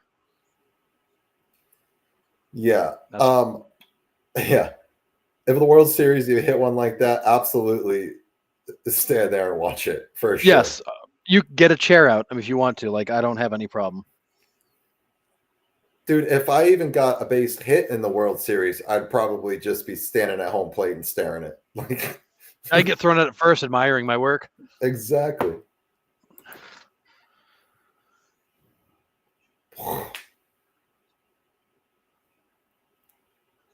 Top 5 midseason prospects according to Baseball America in 2022. Dude, do you have that magazine like sitting on your desk right now? Is that how you're pulling this question out?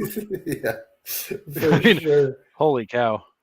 Dude, Tuck, we'll give you a shout out, Tuck. Here's your shout out. Shout out to Tuck.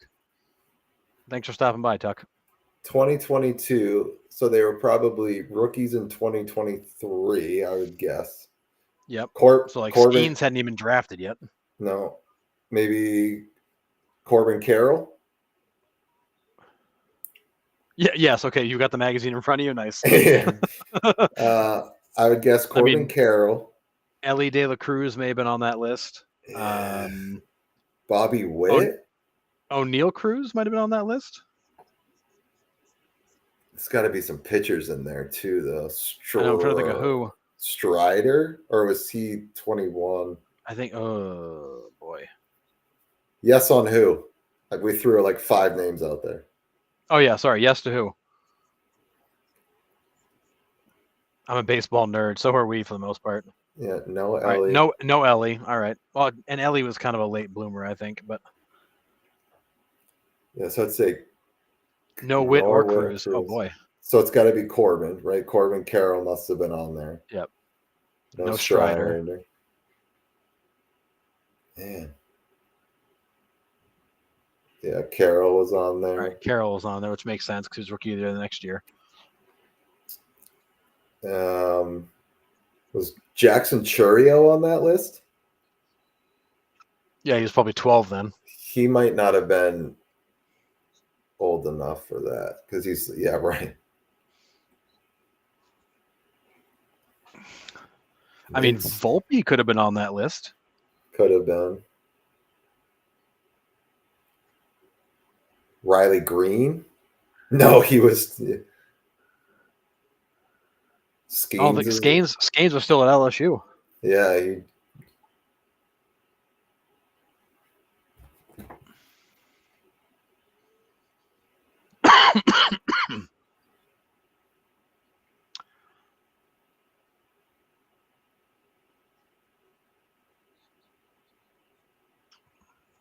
We've got to remember, too, there's like a 5-second delay, too, Nick. So when we say something, he still hasn't heard us say it. Right. No Volpe. Would Adley have been on that? That's not a bad guess. Is that too late for him? Yeah, John, that was the year Jackson Holiday was drafted, I believe. So I don't know if he would have been on that list yet or not. No Adley Rushman. Man, this is a tough one because it's like just far enough back.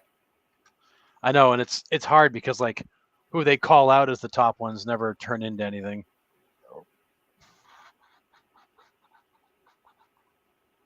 Julio? Is that too not a bad too guess. Soon for Julio Rodriguez? Because mid-season 22 would have been guys that were either on the way up in 22 or 23. So Julio Rodriguez. Maybe one is it, one. It, yeah, one I'm sure is hard. There's a lot of some of these guys are top prospects and they just fall off the map or they get hurt and they're gone. That's the hard part with baseball. Is like there's no. It's not like the NFL where like a guy gets drafted and goes right to the big club. Like these guys get drafted and get lost in the minor leagues for years, and most of your top picks never make it anywhere. Well, and they could have been a mid-season prospect and just never even make it up to the show. Right. Ooh. Jazz just swiped second without any contest.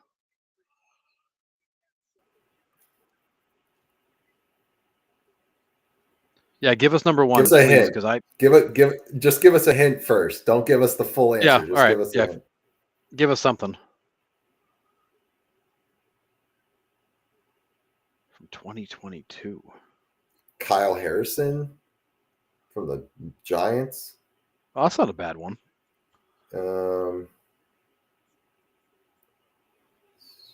Oh, of course. I should have gotten that one. Oh, Grayson Rod. Yeah, he's been on that list for a couple of years before he finally came up. No, you're good. You're good. I don't know that we would have gotten that one. Yeah, Grayson Rodriguez. He was been on that list for a couple of years before he finally got called up. Yeah. All right. So.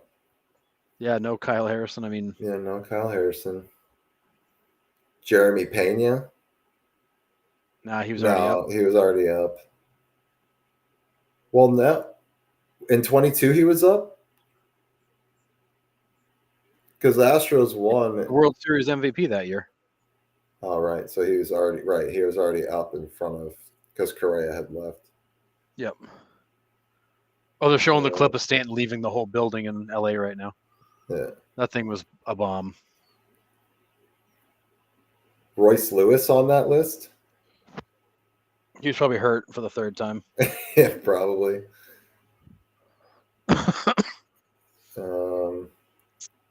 Oh man. Goodness, this is a stumper. Oh, they're gonna intentionally walk Volpe. Interesting. Oh, they want the lefty versus lefty. That's why. 2022. So Corbin Carroll won Rookie of the Year for the NL in 23. Who won it in the AL in 23? Who won it last year? Did Volpe win Rookie of the Year last year? No, it was Gunnar. Oh, so Gunnar Henderson has to be on that list. Gunnar Henderson, I'm guessing. So it would have to. So we've got Grayson Rodriguez, we've got Corbin Carroll. Gunner's got to be on that list. The catcher for the Mets, Alvarez. It's not a bad guess. He was on that. He was the top prospect for like 2 years. Yeah. All right, so Gunner. Gunner. I don't know why we didn't think of him. The dude won the Rookie of the Year the same year as Corbin. Yeah. So Francisco Alvarez has got to be the other one, right? Listen, 3 and 5. Who were the two? Are any of them pitchers other than Grayson Rodriguez? Hang on. All right. Alvarez is 3. Okay. So we're missing 5. Harrison. Who did the Reds have come up? They had Spencer Steer. They had Matt McClain. The Cardinals had those 2 big rookies come up last year. Mason Wynn. Year before that, they had the outfielder and a third baseman. Jordan Walker. Jordan Walker, yes, Jordan Walker. I bet he's number 5. And then he fell down. That's a great. He disappeared. Because the Cardinals had those 2 guys that came up. So is 5 Jordan Walker? Because if not, there's the outfielder. When did Christopher Morel come up? Oh, for the Cubs. Good question. Okay, Walker was 5. Okay. All right, we got them all. So it was Carroll, Grayson, Gunnar, Alvarez, Walker. Okay. Yeah. That only took us an hour and a half, but we got there. Well, it's hard because like in 2022, it's like these guys could have come up in 22, 23, 24. Right. Like Yeah. Just because you're a top prospect doesn't mean you come up. Right. Yeah. I was trying to go back and think about all the guys that have been coming up that had like a lot of hype. It's like, geez, who? Yeah. Yeah. Mid 2022. I forgot all about Jordan Walker because they sent him back down, didn't they? Pretty sure he didn't finish the season with the Cardinals. He didn't. Who was the outfielder for the Cardinals that came up? You just said it, Jordan Walker. No, he's there's another guy. There's two of them that came up at that same time. Yes.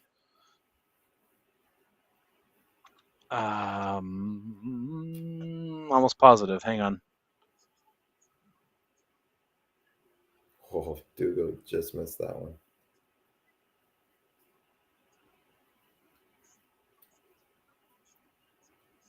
Yeah, Jordan Walker plays third base and outfield. Oh, was it Nolan Gorman that came up same time as him? Might have been. Maybe not. Maybe I'm thinking of somebody else. Wow, that was a good one. That was tough. Speaking of prospects, speaking of prospects, what happened to Drew Jones? He got drafted and got hurt. And then I don't know if he came back yet. Yeah, I think he had. It was an elbow, but I don't know if it was Tommy John. Yeah, he played. Oh no, he played this year. He played 109 games in A-ball. Single A, yeah. For Visalia, hit 275 with 6 home runs, 65 RBIs, 21 stolen bases. Not bad. Not bad for a kid who's 20. Yeah. I mean, he's no Jackson Churio, but.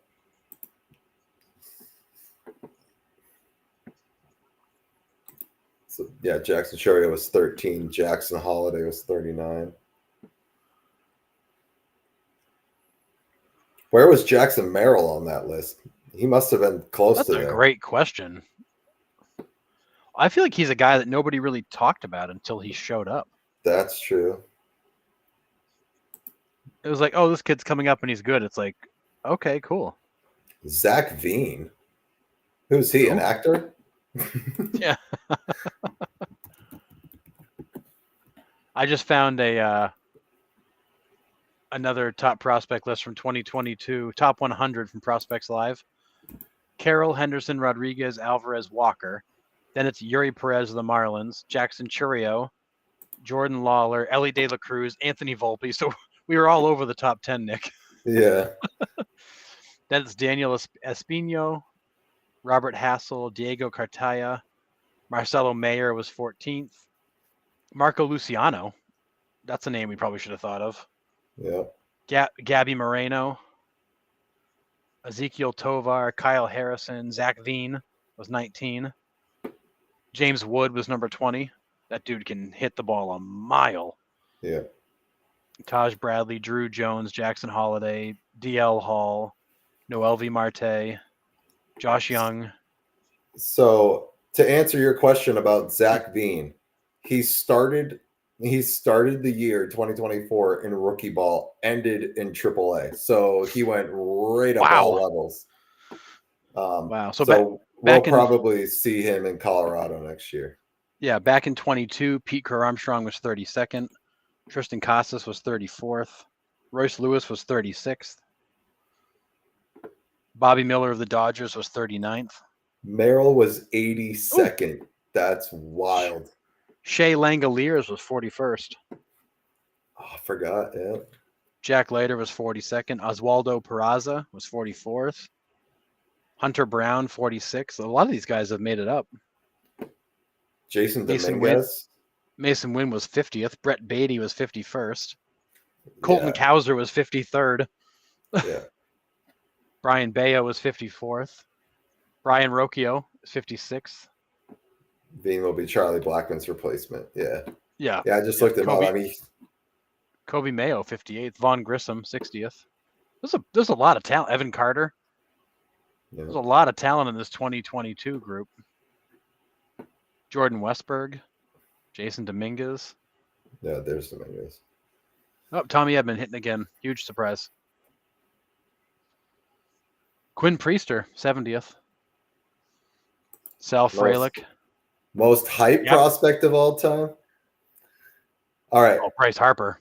As a Red Sox fan, this one hits a little bit close to home because Rusney Castillo. If you don't know who that is, look up that contract. You shouldn't know Rusney Castillo. That one hurts so much. That one was real bad. What did he sign for? What was that contract? It was like 80-something million, wasn't it? Something. And he saw 2 weeks of Major League Baseball. 7 years, $75.5 million contract. And he never left Pawtucket. He came up for like 2 weeks, I'm pretty sure.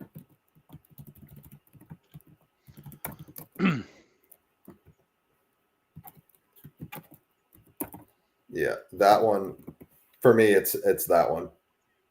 But most hyped rookie class. Okay. Most hyped prospect of all time for me is Bryce Harper. We read about the kid since the time he was 16 years old in Sports Illustrated. Like he was the second coming of Babe Ruth. Yeah.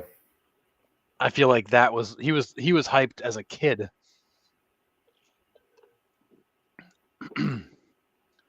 Most hyped rookie class. Rookie class of 2020 was pretty hyped. I think this rookie class of 23, which is what, Holiday and Skeens? No, two different years. Holiday was 23. Skeens was this year. Yeah. Who was in that rookie class of 2020? Listen, all of 2020 pretty much just leaves. I say 2020 is a blur. I don't remember anything. They had cardboard cutouts in the bleachers and teddy bears getting line drives in the face. Yeah, I think the Dodgers won a World Series if they played one. I can't remember. I honestly don't remember anything about 2020, that baseball season. I don't even know if I was watching any of it. Like it was it was so weird. Oh, Kyle Lewis was number one. Cronenworth, Devin Williams. I mean, he's probably got the best changeup in baseball. Except to Pete Alonso. Yeah. Tony Gonsolin, Luis Robert, Key Brian Hayes, Alec Boehm, Ian Anderson. That's a pretty good class. Castro, Mountcastle. Question though, Key Brian Hayes, like that boy has fallen off bad.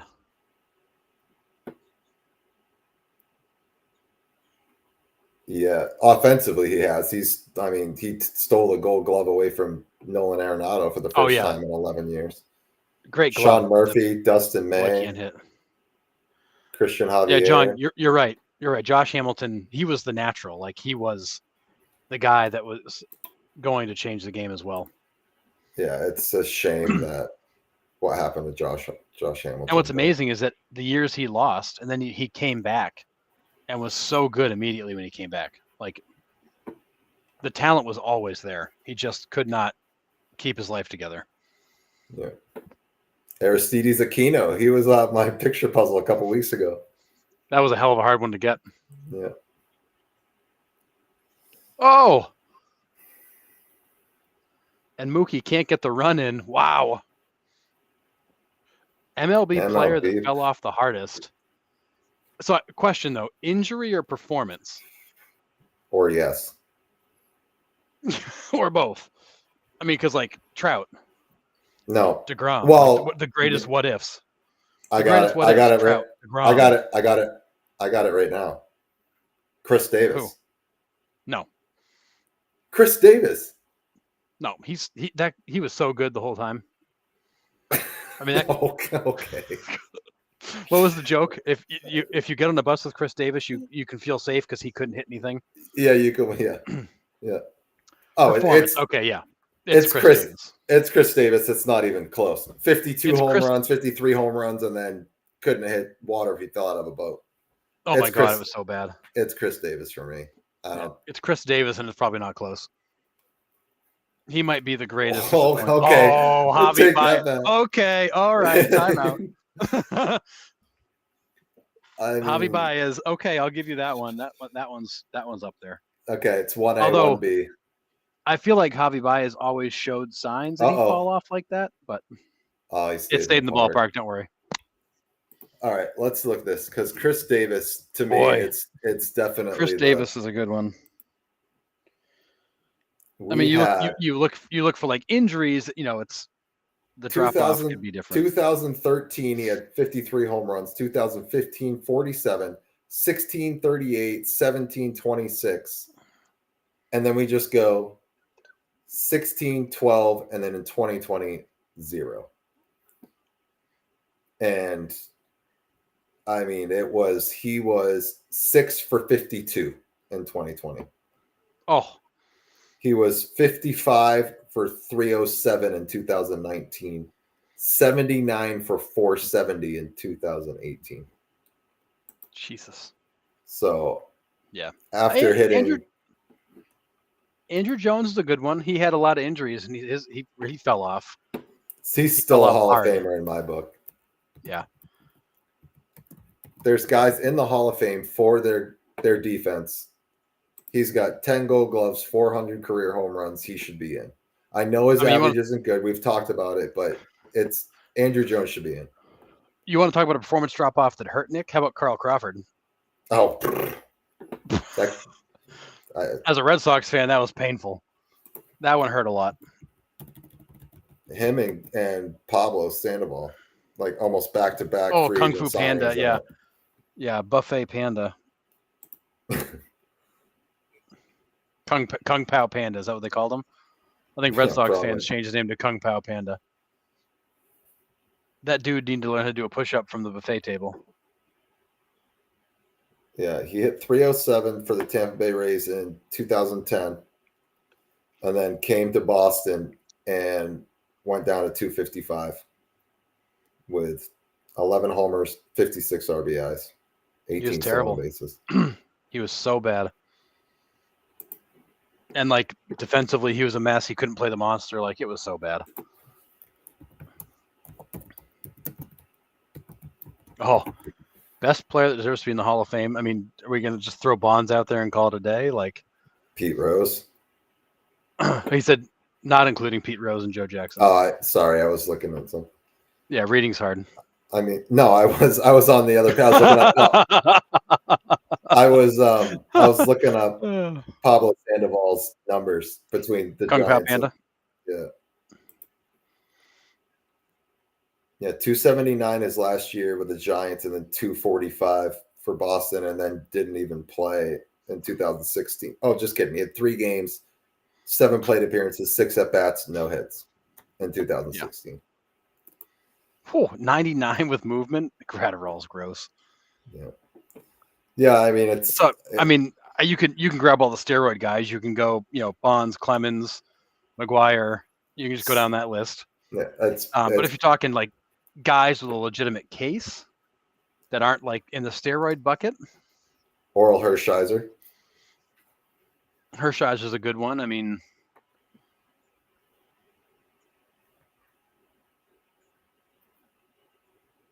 you could argue a guy like Billy Wagner is kind of sitting on the edge. I mean, closers are hard, but Andrew Jones is in there for me. Andrew Jones is you already mentioned him. Yeah. I think it's Oral Hershiser for me.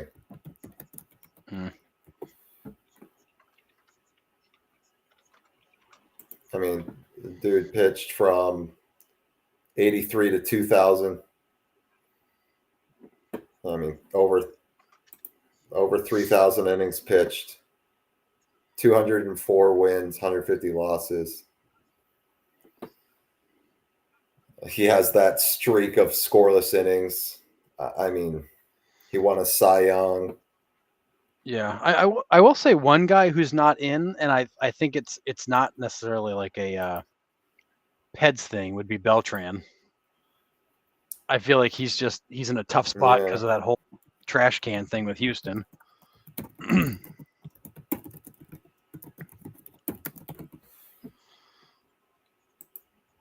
It's like if you're not talking steroid guys, and I think Beltran's a good one. But I mean, Bonds, A-Rod, Clemens, McGuire, Like you can run down the list pretty easy. Yep. But Billy Wagner, I think, is the guy with a good case. Beltran was a guy that had a good case. I mean, you could argue Kurt Schilling has a decent case. So the double play tandem in Detroit for all that time, Alan Trammell's in, but Lou Whitaker's not. Sweet Lou Whitaker is a good one. Jeff Kent, only MLB second baseman to have 6 consecutive 100 RBI seasons.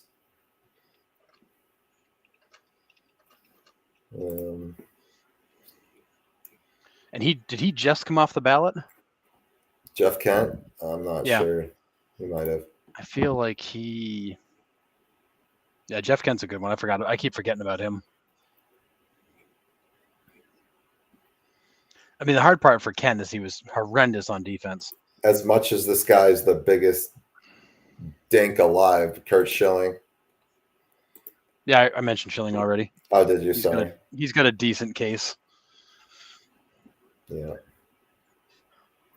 Yeah, I always forget Kent's not in, and he fell off the ballot last year. Dang. But he was so bad defensively. Yeah. Oh, that was a missile up the middle.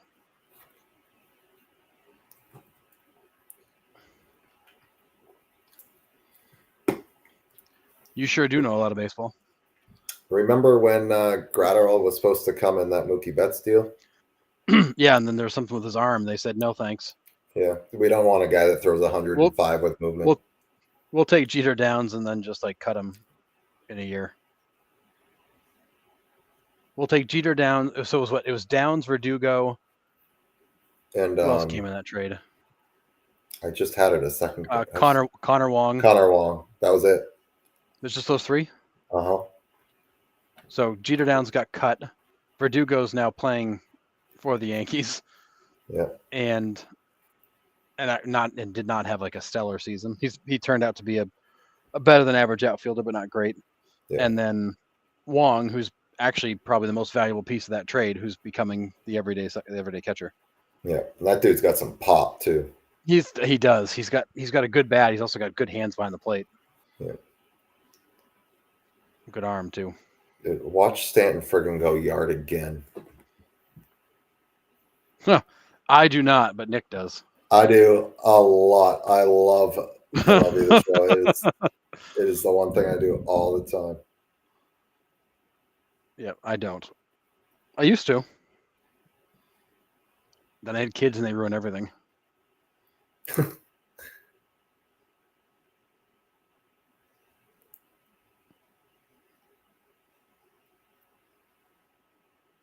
Oh, come on. Why is it? Fox is killing me. They keep freezing. It just froze. Like right as Gradall's getting ready to throw a pitch. For all I know, Stanton just went yard. I didn't get to see it. Oh, great. Take me back to a commercial. Thanks. All right, 2-2 count. Let's go, Stanton. That was a good pitch. 99, tailing backdoor 2-seamer on the black. Like, that's just not right. No. Yeah, he'd be terrible in the Red Sox bullpen right now.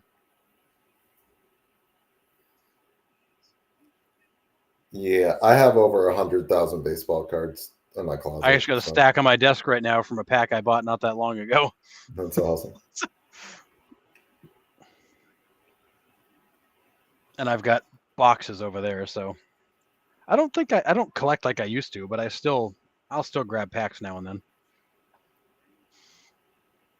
I'm not like one of those crazy card break people spending hundreds of dollars to claim teams and all that stuff. I just grab packs here and there. Yeah. I'm not trying to get rich on them. I just enjoy collecting them. You're right, John. I think Schilling has a case to get in. He's just so unlikable. The media didn't like him. His teammates didn't like him. Yeah. I mean, the Red Sox had that whole reunion this season. Didn't even invite him. They told him, please don't come. So I mean, just not a well liked guy. He had the whole video game thing blow up. down in Rhode Island where he took the money and the company went bankrupt, and like he's got a trail of damage behind him. That's been worth a few bucks. Aaron Judge graded 10 rookie card. Yeah. I had a whole bunch of unopened packs from 88 to like 94. I thought about keeping them, in wraps, but I finally unwrapped them. And I pulled 4 Derek Jeter rookie cards. So I'm glad I unwrapped them. But yeah. I have a Chipper Jones autographed rookie card, but it was before they were like grading cards, so I haven't even gotten it graded yet. But yeah, the hard part, like we collected cards back in the days of Tops and Upper Deck, and those cards none of those cards are worth jack. No, because they were all like overprinted. Yeah, there's so many of them. There's no like one of one or one of 10. Like there were thousands of them. Yeah. And you'd pick up the Beckett each month, and like the card went up from like 28 cents to 31 cents, and you're like, woohoo! Yeah. But man, 2-1. This ain't the slugfest I was predicting. No, game one. I feel like game one they're tight. I don't know. I feel like we'll see some action, but maybe not tonight. Yeah.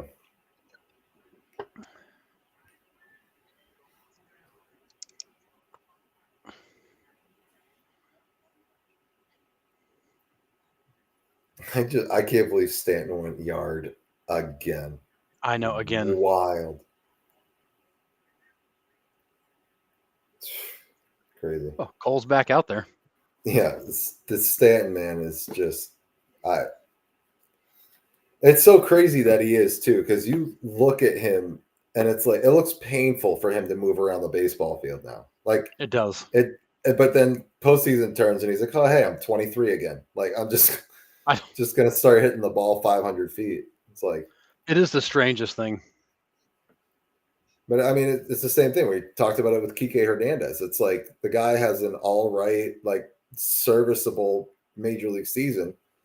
Then he gets in the postseason and it's friggin' insane. I just don't get it. Stanton's the GOAT. Yeah. In the playoffs, he is. Yeah. During the regular season, you can't find him, but during the playoffs, holy cow. Yeah. It's wild.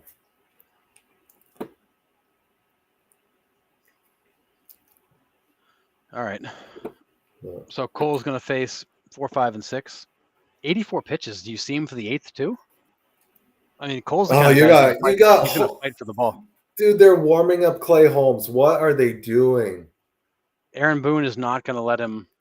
Is not going to like quit on him. You can't put Clay Holmes in this game right now. Who do we think's going to win? We made the prediction on Monday night on our show that we picked the Yankees in 6 or 7. We think these offenses are just going to slug it back and forth. And then, tonight it's seeming like there's not a lot of slugging going on. So honestly, I have no idea at this point. Thanks to the Yankees are cooked. Rooting for the Dodgers. I mean, it can go so many ways. There's so many factors that they're so even on. Yeah, this is kind of a coin toss for series in many ways. Yeah. There's no team here that's like that much better than the other. It's close. Yeah, and I mean, I think that's the pitching is it's going to be matchup based. I mean, obviously, I think as good as Flaherty pitched, like Cole's been like looks like Garrett Cole tonight. Yep, he looks good. Just made a mistake to Teoscar, but yeah. But you have, tomorrow you got Rodon and Yamamoto. Like, who wins that matchup? I don't know. Oh, you heard it here first. We got a prediction of a Shohei homer next at bat. All right. We're gonna mark that. We're gonna mark that comment and make sure we come back and look at it. Man, I wish I knew how many spots he was going to be up in. I know they haven't reminded me yet. I need to know that he's up like in 2 innings. Yeah. So they just showed the clip of Jackie Robinson stealing home against Yogi Berra. Was he safe or out? I mean, it looked like he's under the tag, Yeah. but it's hard to tell. I love the fact that it's back in the days, the umpires like the big pad they'd hold in front of themselves. Yeah.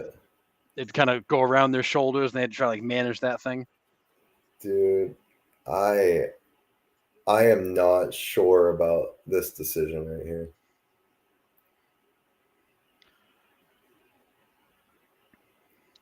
All right, I gotta ask. So you look at Shohei's career trajectory, and statistically, he's going to end up with good numbers, but I don't understand the case for being the GOAT. You don't? I don't. All right. You don't think he would be considered the most talented baseball player to ever step on the field?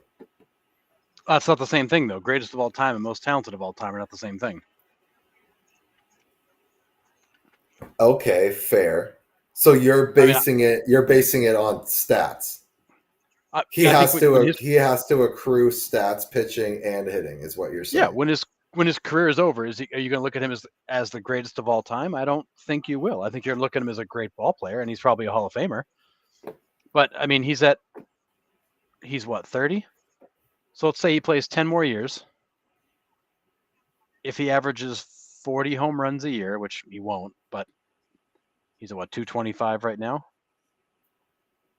I mean, he's going to be in the 500s home runs. Yeah, which is shoe in Hall of Fame. 500 is an automatic. Yeah, so I mean, I think you're going to look back and say, and the other question is, how much longer does he pitch? I mean, I don't know. I don't know how long he's a pitcher, realistically. Yeah, So I think you look back and say he was amazing to watch and maybe one of the best of his generation, but like the greatest of all time. I don't get the argument, because when he retires, you're gonna look at his numbers and say, yeah, he was good. He was very good. Yeah. He might have been one of the best of his era. Yeah, I don't know, but yeah, Bryce Harper, man. I mean, he's a stud. I don't know what else to say about him. I mean, for someone to have an elbow injury, go and make the transition to first base like he has, and play as well defensively as he has, it's nothing to shake a stick at. Like that's I mean, it's a his transition. His average 162 game season, he hits 281 with 33 home runs and 96 RBIs. There's not a lot of guys that do that. No, and he comes up with clutch hit after clutch hit for them. Yeah, they lost to the Mets this year, but he's had some huge playoff moments for those Phillies. So, yeah. So who is your GOAT? My GOAT's Ted Williams. No, I mean he is the guy that literally wrote the book on hitting. That holy cow! I think Clay Holmes just killed Max Muncy. For me, it's Ted Williams. He wrote the book on hitting that all these guys work from. Yeah. My GOAT is Willie Mays. I think just the first five tool player, that he's my GOAT in baseball. Baseball's so hard to pick like a GOAT because there's so many different aspects of baseball that each person values differently. So for me, it's Willie Mays, but I mean, Ted Williams ain't wrong either. So no, I mean there's a lot of guys you can pick. I just don't think Shohei's in that conversation. He might be one of the guys you talk about as being one of the best of an era or a generation, but not a best of all, greatest of all time. Harper better than Alonso? I would take Bryce Harper over Pete Alonso. Yes, I would too. Alonso has no. Harper does so much. Alonso is a one-dimensional guy. Harper does a lot more than that. Yeah. So absolutely. I would take Harper over Alonso in a heartbeat. No need to think about it. Yeah, Jay, what's up, buddy? Good to see you tonight. Yeah. Oh, Jay, all right. I got to ask you a question. Nolan Ryan, people love him or they think he's overrated?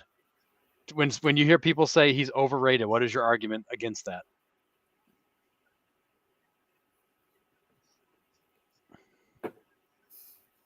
Because I'm one of those guys that I love Nolan, but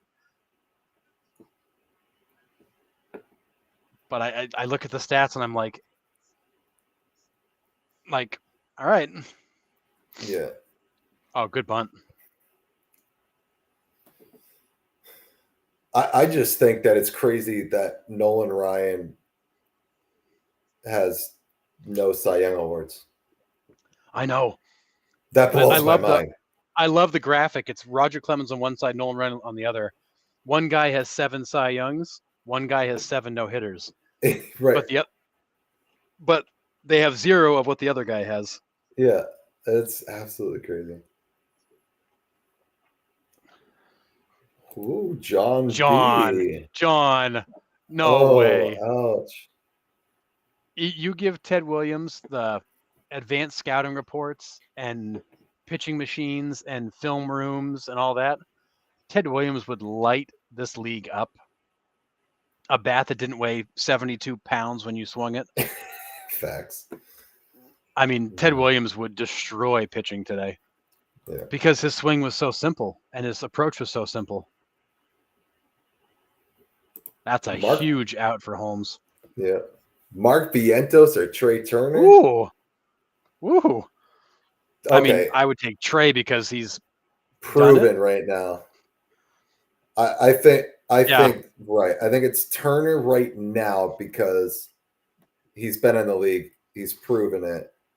Vientos is with all indications of what we saw, is a beast, and he's here to stay. He is on the way up.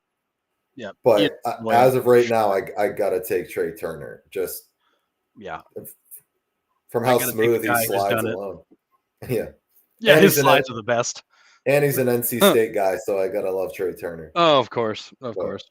How do we think the Phillies are gonna do next year? All right, this was their year. This was the Phillies' year. They had the Braves weren't in the playoffs. I mean, this was their year, and they just continually prove they can't get it done. I don't know. It is hard. Do the Phillies have any big free agents this coming year? I think they're going to run it back with basically the same team, aren't they? Yeah, because they just re-signed Wheeler, right? They extended Nola, or do I have that switched? I think they extended Nola. They extended Nola. They signed Wheeler. And then, I think they have pretty much everybody. I mean, the Phillies should be in first or the top of the NL East again next year, and they should be able to run it back.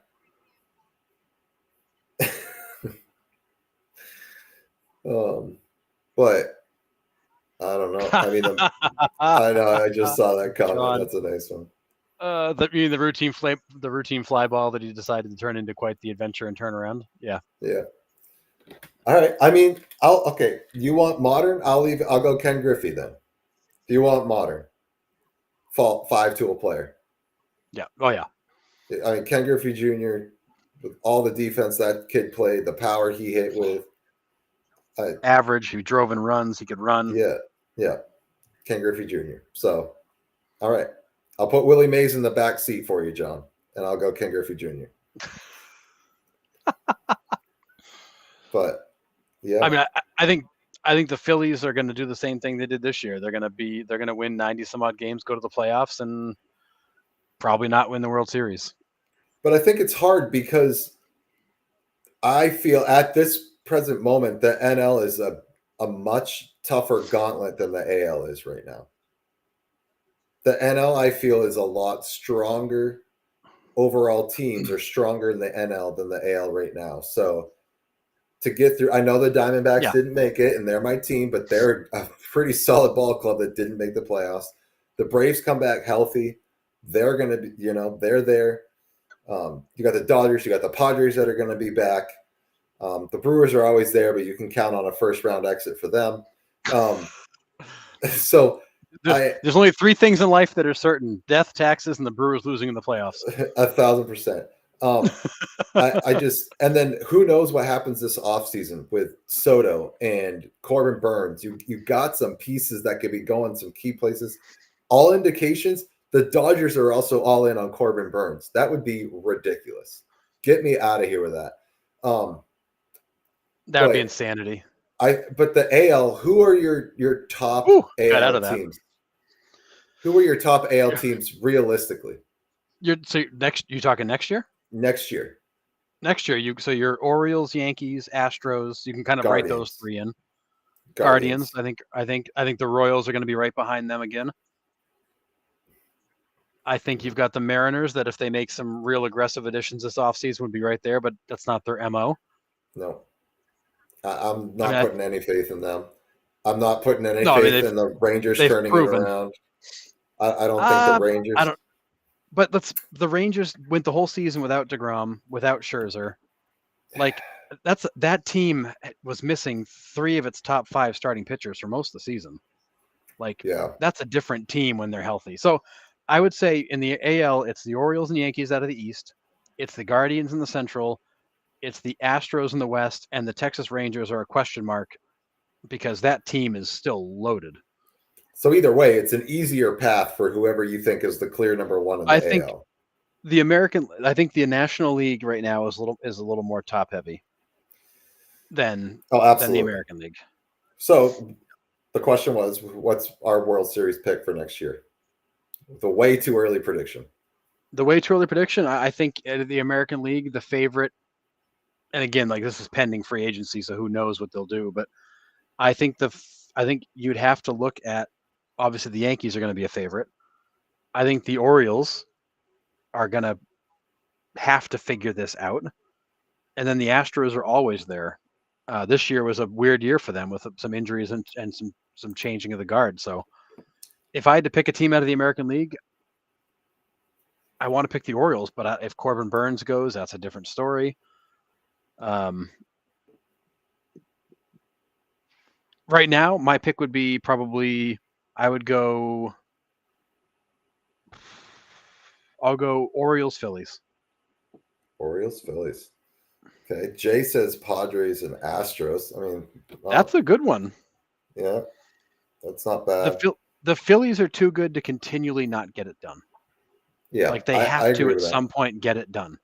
That team losing the way they did this year is a huge disappointment and embarrassment for that organization. And those guys are going to come back pissed next year, as they should, because they got embarrassed. And I mean, their starting 4 are so good. You got Wheeler, Nola, Sanchez, and friggin' Ranger Suarez. And you can't get it done, man. That hurts. And that lineup is no joke either. Phillies, Yanks, that's not a bad Phillies, one. Yankees, absolutely. And we said it going into the playoffs. The X factor for the Phillies was going to be their bullpen. Their bullpen has been Jekyll and Hyde, but honestly, they didn't score any runs either. That lineup let them down in a big way this postseason. So I think the Phillies, as much as the Phillies need to improve their bullpen, they need their big guys to do big things in big moments, and they just don't. They just consistently don't get it done. Oh man, my World Series pick for next year, man. I like the pick of the Padres. That honestly, I think that if they had beaten the Dodgers, they would be in the World Series right now. I think they would have. I think they would have taken the Mets out. I think it's going to be Dodgers and Braves in the NLCS, because if the Dodgers rotation can come back and stay healthy, they arguably would have the best rotation in baseball. I wouldn't disagree. And then the Braves coming back, you're going to have Strider coming back. He's a huge equalizer there. You still have Sale. They get a free agent. Yeah. Austin Riley's back. Matt Olson probably has a better year. Yeah. I think it's those two. I don't know who I would pick there. But again, can't rule the Phillies out. One of those 3 teams has to lose to get to the NLCS. That's what I mean. The National League's such a gauntlet. Oh man, You could AL. actually argue that the Dodgers will be better next year too because of all the injured players they're going to get back. Well, yeah, that's what I mean. It's just So, it's wild, and then who knows what they do in free agency? Like that's the biggest question mark. That's why it's so hard to pick right now. But in the AL, it's gonna come down to the freaking Yankees again. I think if pending if they keep Juan Soto and Garrett Cole Cole can opt out. We forget that Garrett Cole can opt out at the end of the season. So that's a huge question mark. If Garrett Cole chooses to opt out, chances are he'll opt out and re-sign with the Yankees for higher money. Would be my guess. Yeah. But yeah, he opts out and signs a new deal with them. Yeah, AL's hard for me just because it is such a coin flip. Oh, I'm Jay. gonna go. Sorry, go ahead, Nick. I'm gonna go with your Royals. Yes, make it back. Woo! In the AL. Love it. Yeah, all right, we got to talk about this. Okay, we got to talk about this, Nick. So Jay talking about Ohtani and it's him being gone is okay because a lot of young players are getting arced up and getting a chance. But the last line, in my opinion, I just wish they would have traded him. This is the same thing we said as Red Sox fans with Xander Bogaerts. If you know you're not going to re-sign him, you trade him and get something for him. Because although you're going to trade away the second half of his last season, who cares? He's leaving anyways. Get something for him. And the Red Sox screwed that up with Xander Bogaerts. The Angels screwed that up with Shohei Ohtani. When you know these guys are going, trade them.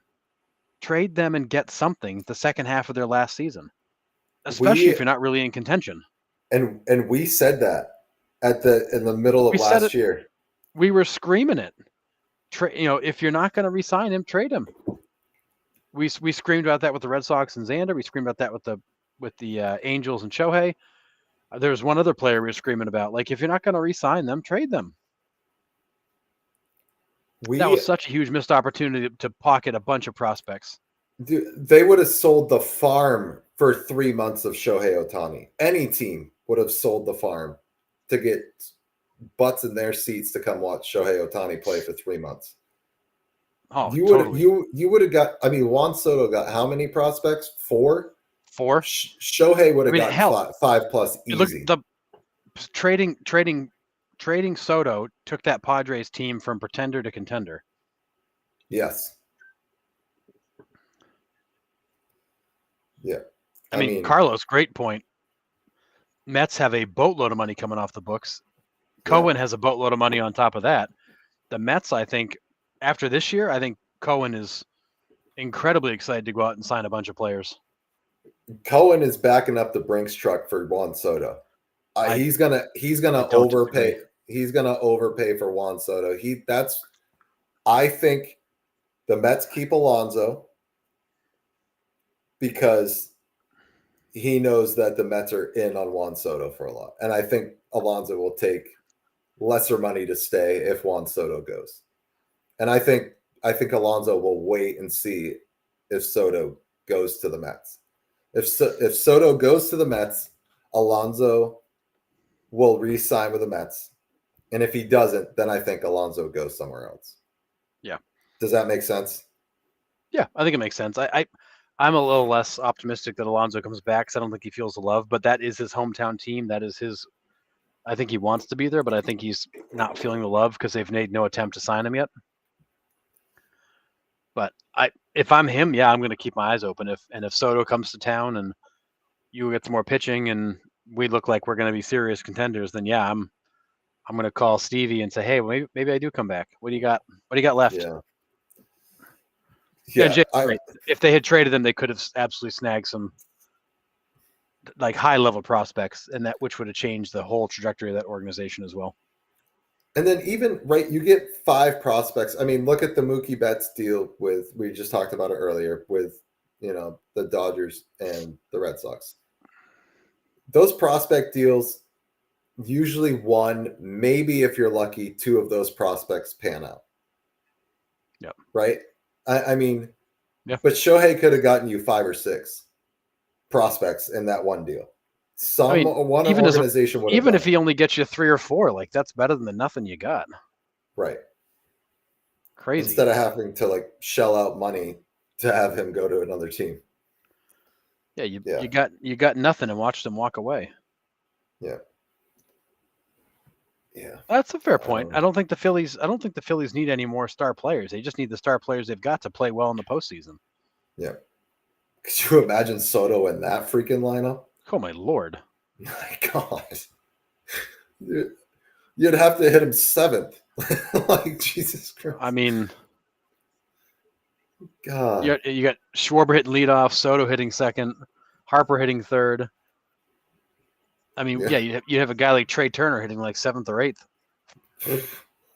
Wild. Because then you got Castellanos, Bohm, Stott. I mean, Realmuto can hit a little bit. Last I checked. My Lord.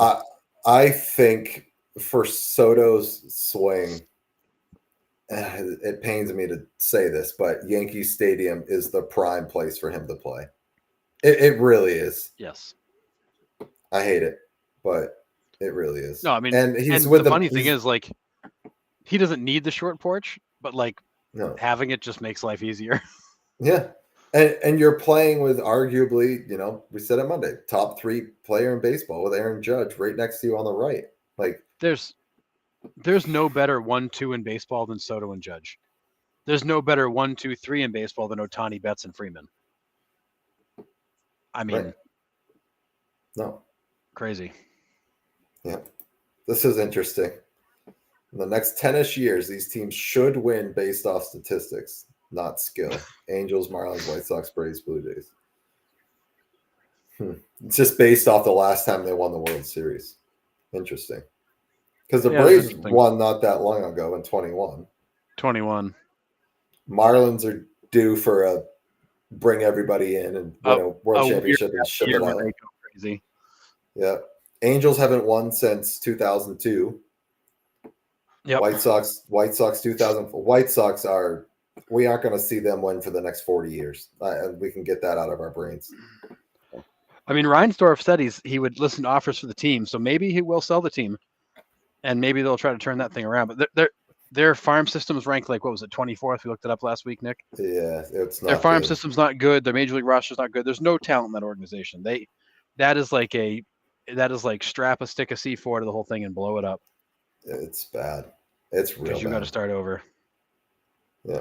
I think, honestly, if the Braves are healthy, they were my pick this year, Jay. And I think they're the only team I think that could go toe-to-toe with the Dodgers consistently beat them. Yeah. The Braves just had so loaded. Yeah, they just had way, way, way too many key injuries. I mean, it's just that's just what it boils down to. I mean, you lose Spencer Strider after just what, second start, third start, something like that. Like 5 minutes into the season, he's gone. Yeah. And then followed up that by Ozzie Albies. He gets hurt, comes back, gets hurt again, comes back, does all right in the postseason, but they lose because they're just a shell of themselves. Acuna tears his ACL. Riley, was it shoulder, elbow, something with that? Yeah, arm knee, something. I don't know. They're just not. They were just a shell of themselves, but they're going to come back and they'll be fine. Yep. Yeah. This changeup that Canely throws is gross. And it's all he throws. You see, he threw like 40 something consecutive. It's crazy. Yeah, 46 in a row, and I think he's thrown nothing but those in this game. And you can see it in his grip right now. That's all he's. You know it's coming, and you still can't hit it. All right, here's Shohei. The Mariano. Let's see if he goes yard.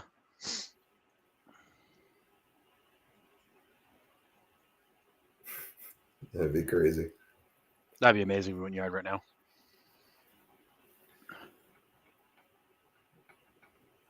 That was not even close. Yeah. Good movement on it, though. That thing just runs. I mean, that's what I still it's got to think be. Evan Williams has the best changeup in baseball right now. Yeah. Because he can back it up with 97. Yeah, it makes it really good. Yeah. Oh, wall ball. Ohtani just bounced one off the wall. Did he? I thought it was gone for a second. Yeah, we're watching the game, Jay. Yeah. And now the Yankees just throwing it around the infield. So a double becomes a triple, like a little league triple.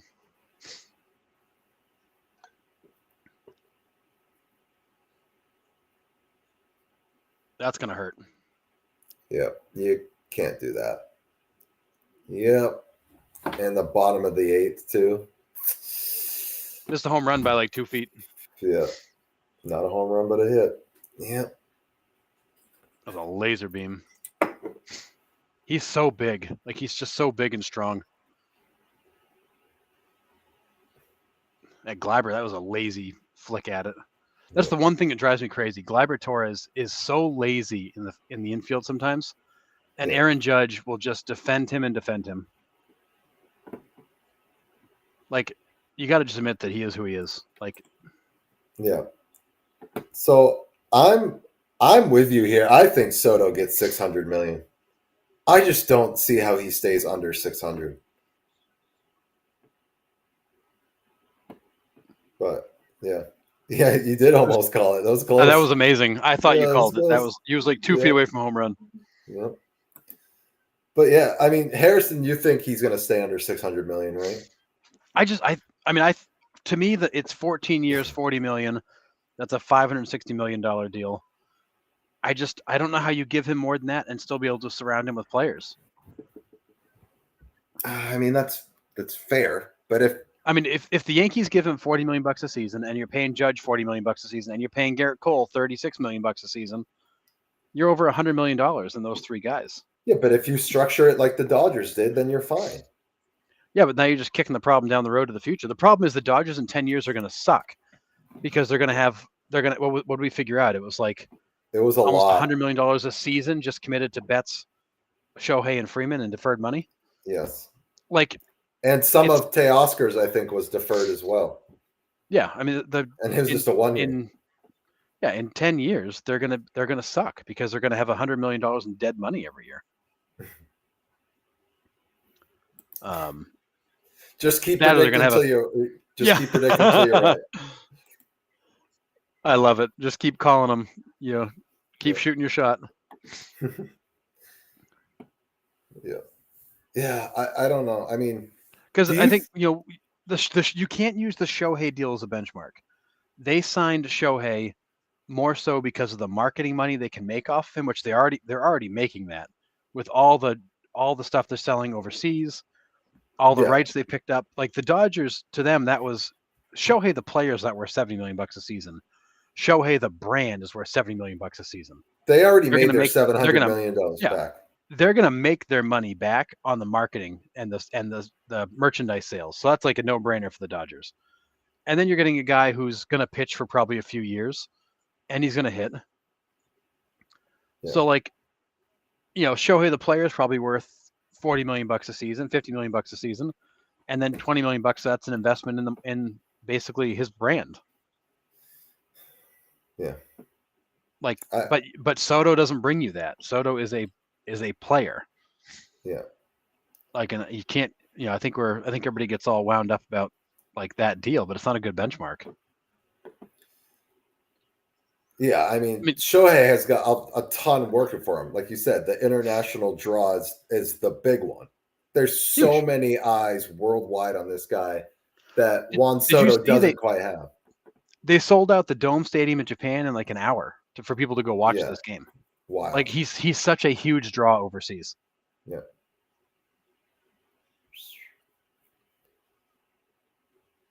Dang, that pitch just missed. Yeah, that's a tough one to take. I mean, early in the count, no big deal, but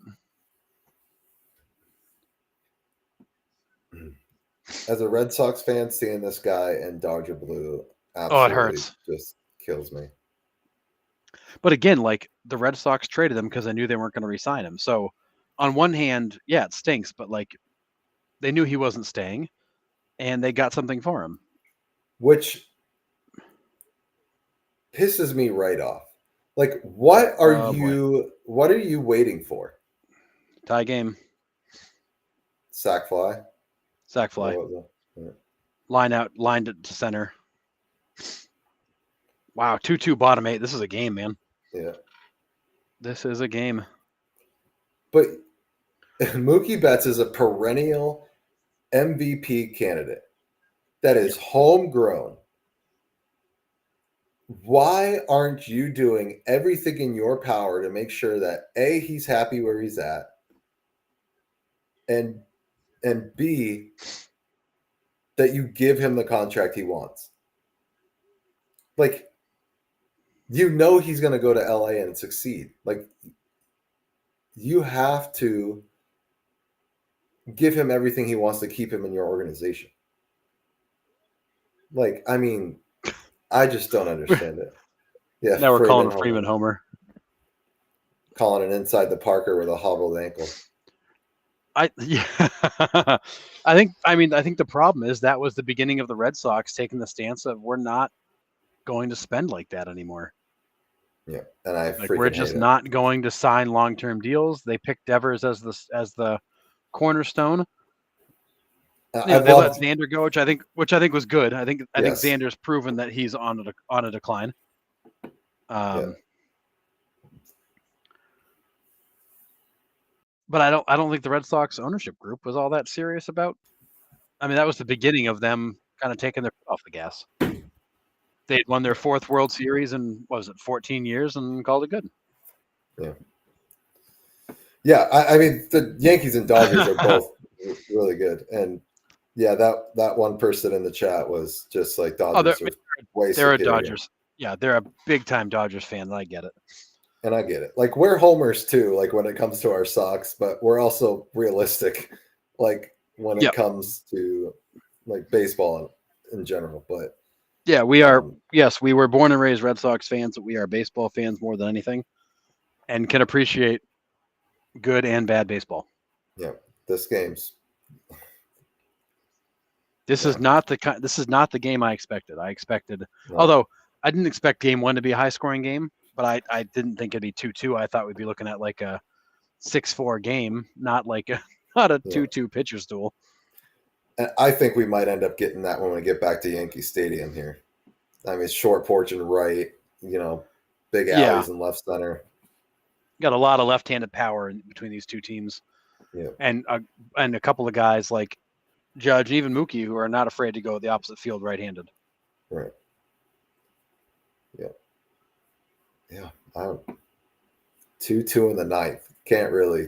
It's been awesome. No, but this is not the game I think we expected.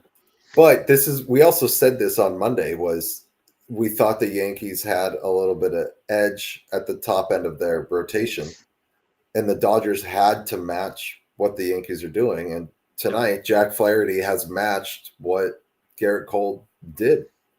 Yeah, I mean, he was almost as good as Cole, which is saying a lot. Yeah. Yeah, and I'm not a big Jack Flaherty fan because he's just so inconsistent. He's so Jekyll and Hyde. But he was great tonight. Yeah, he was really good.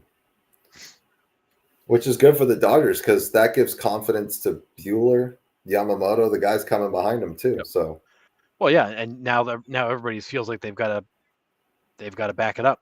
If Flaherty went out there and pitched great, well, we've got to go do the same. Yeah.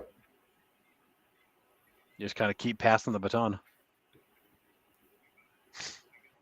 And so far, both bullpens have been good. Yeah. Yeah.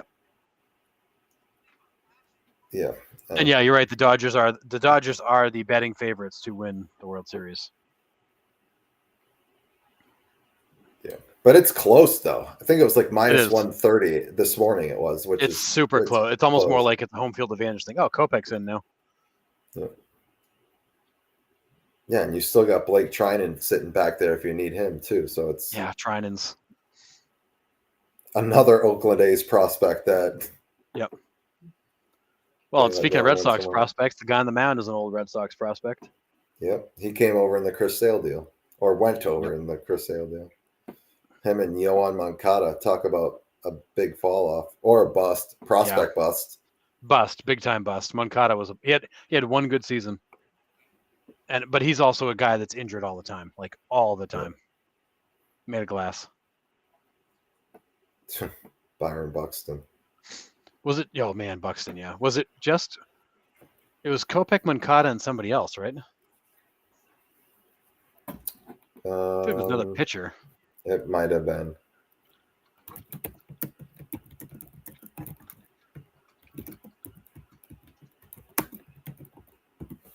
Yohan Moncada, Michael Kopech, Luis Basabe, and Victor Diaz. So guys who never heard of. Yeah. So yeah, it was basically those two guys and a couple of lower level prospects. See, Gleyber Torres has to belly that up instead of Olay it. I know, it kills me. He's got to make that. He's got to keep that in front. Oh, that's why I said he can be so lazy in the field sometimes. Like he won't move his feet; he'll just like wave at it. Well, that could possibly cost you game one right there. Yeah, because if Betts hits that ball, so Shohei tags up and goes to third. Freddie Freeman pops out, inning over. It's a 2-1 game. That's why I said as soon as it happened, that's going to cost you because you can't give these guys two shots to the runner at third. No, can't give either team extra outs. No, they won't miss them both.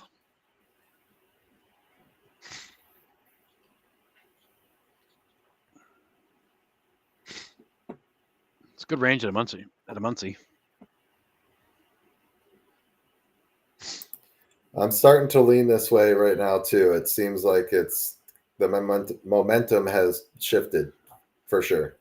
This is definitely playing into the Dodgers' hands. Because now you're into the Dodgers' kind of strength lately, where the Yankees aren't so strong. No, the Yankees bullpen is definitely a lot thinner. It's a lot thinner than what the Dodgers have. And being the home team, now you're in a spot where next time you score, the game's over. Right. It's like you just have to get one.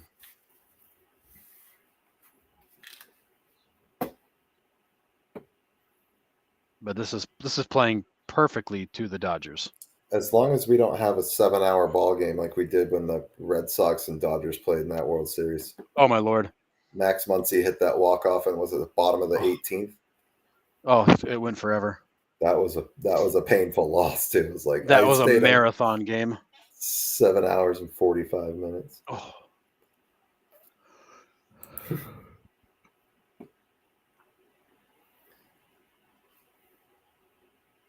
I don't know. The stats say he's not trash. Oh boy, did he get it? Did Gleyber get it? Oh, I don't know what happened there. That was a Jeffrey Mayer incident. Oh, frig. Someone reach over? Yeah, reached over and took it. It was at the very top of the wall.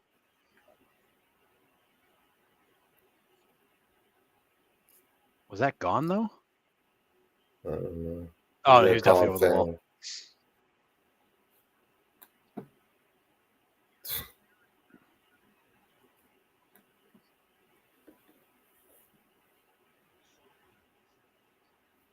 Wow, yeah. He was well over the wall. Immediately I thought it was fan interference, but yeah. I thought Torres hit that ball out. I was like, wow. He's gonna get tossed from the ball game. So much for paying $1,900. Bye. You don't even get to see the end of the game.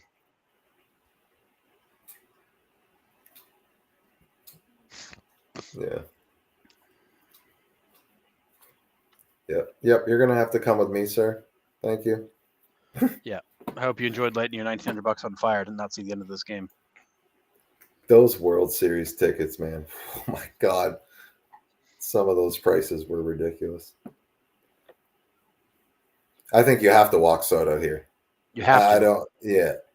You got to get the right. You got to bring the strike up guy. Bring out the strike up guy. But thank you for the Durham hat. But do you and bring Judge up with 2 runners on? And so, like, if Soto gets a base hit, now you're chasing 1. But if you get Judge up and it's a 3-run bomb, now you're really chasing. Yeah, but there's 2 outs. It's a guy who strikes out half the time. I mean, that's fair. I think in this case you have to. Yeah. Okay. All right. So it is confirmed. He stands at second base. I think you do. I think you have to walk Soto, take a chance with Judge, and see if you can get the K. Yeah. That's not a home run. That was clearly fan interference. There's no cheating here. Well, if Derek Jeter's was a home run in the 90s against the Orioles, then that one should have been. Jay, the delay is they were just reviewing it. Yeah. They're just confirming that it was actually fan interference, which it was. He was clearly over the wall. That ball was not going to clear the wall.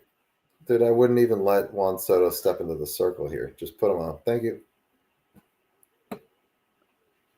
Yeah, there's no. Now, who are they going to go get? They're taking Kopech out? I would keep the flamethrower in there with Judge. Judge has been getting beaten by fastballs all night. Or are they going to bring in Trine and throw him some frisbees? That's what I'm thinking.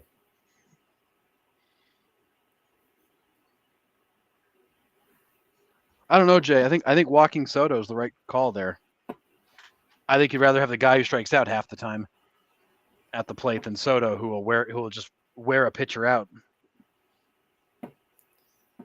Yeah, I don't. I mean, like you said, the percentages say pitch to Judge here, not Soto, for sure. Yeah, I honestly like when it comes to as a power hitter, Judge has more power. As an overall hitter, Soto is the more dangerous guy up there. Right, because his OBP is so much higher. So, yeah, and his chance to get a base hit to get the go-ahead run in is way higher than Judge now. Judge has K'd in almost half of his at-bats this postseason. You're going to take your chances there. Yeah. Soto's got too many ways to beat you. Yeah, you just can't lay in a mistake to Judge, though. He'll make you pay. Yeah, you have no margin for error right now. Yeah. You throw him a hanger, it'll be in the parking lot waiting for you.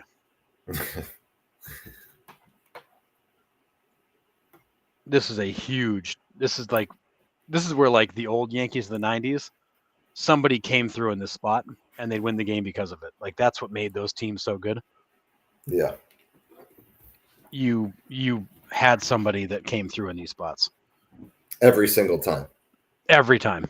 Whether it was Tino or Paul O'Neill or Bernie or Jeter.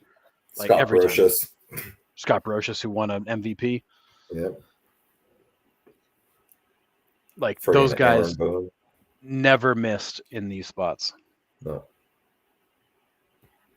And that's why I think those teams from the 90s are so much better than even this Yankees team.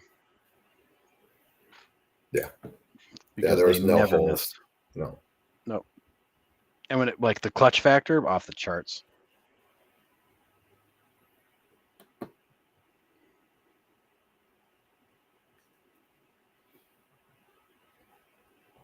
Oh, yeah, he was well over the wall there.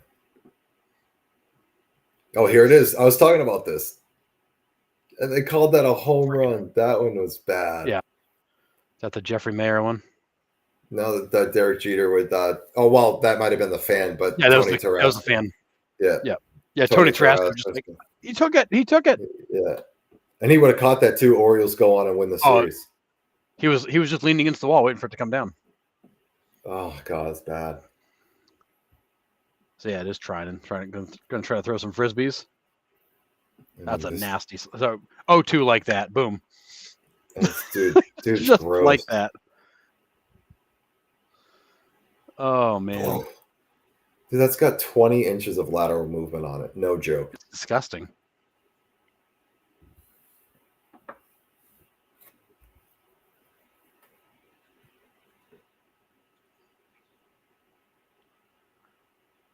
Wow. Blake trying 1 run allowed in his last 23 and a third innings. Yeah. And honestly, what changed Triden's trajectory, to say that 5 times fast, was that slider. When when that slider really developed, it made everything else that much better. And he just hung one to Judge, who fouled it off. That was his pitch. That's a wicked bad hanger, and he just fouled it straight back.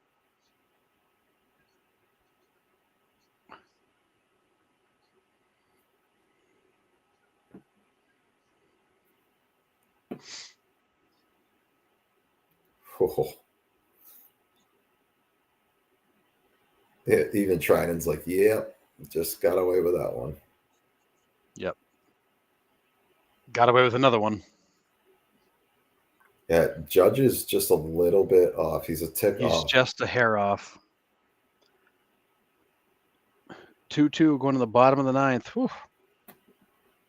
Well, you got Kike due up. He'll win it.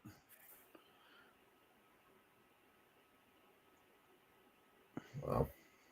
Damn. Yeah, sorry, Jay. I'm a little ahead of Nick too. So I'm trying not to like immediately react, but it's hard. Yeah, it's hard I'm like, sometimes. yeah, I'm like 20 to 30 seconds behind Harrison, if not more. I hate it, but it is what it is. Yep. Must have that high speed stuff in the north. Oh, I do. I mean, I do have fiber, which is fast, but I just think things in the Northeast move faster than the South. Yeah.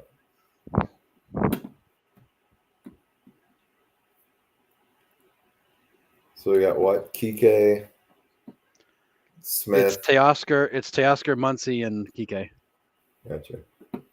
4, 5, 6. So Hernandez, Muncy, Hernandez. Yep. See, this is where the Yankees are going to struggle, I think, here. Who are they going to bring in? Do you send Luke Weaver back out again? I think you have to. He was going to come in for a 4-out save anyways, if they got the lead in the top of the ninth. So maybe. Yeah, so I think you have to. I think you have to have Weaver. I think you go to the 10th, you take your chances. I think you got to get through the 9th though, and you got to leave Weaver in for that. Because with a runner at second base, it's all bets are off. You're spoiling everything. You think you're ahead of everyone. Hernandez homer. But, It's that crystal ball you've got. Yeah. Goodness. It started off slow, but it's been a really fun last few innings.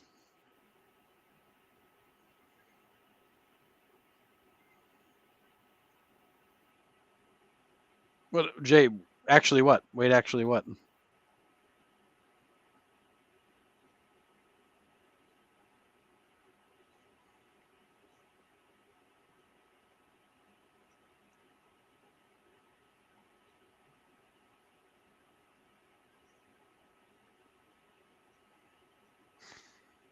How does Weaver throw so hard with that frame?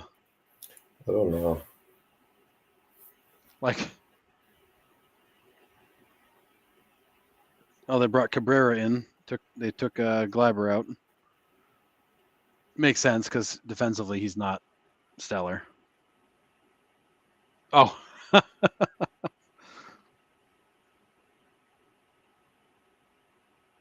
Yeah, no. Just Teoscar just saw his first pitch, Jay. You haven't missed anything yet.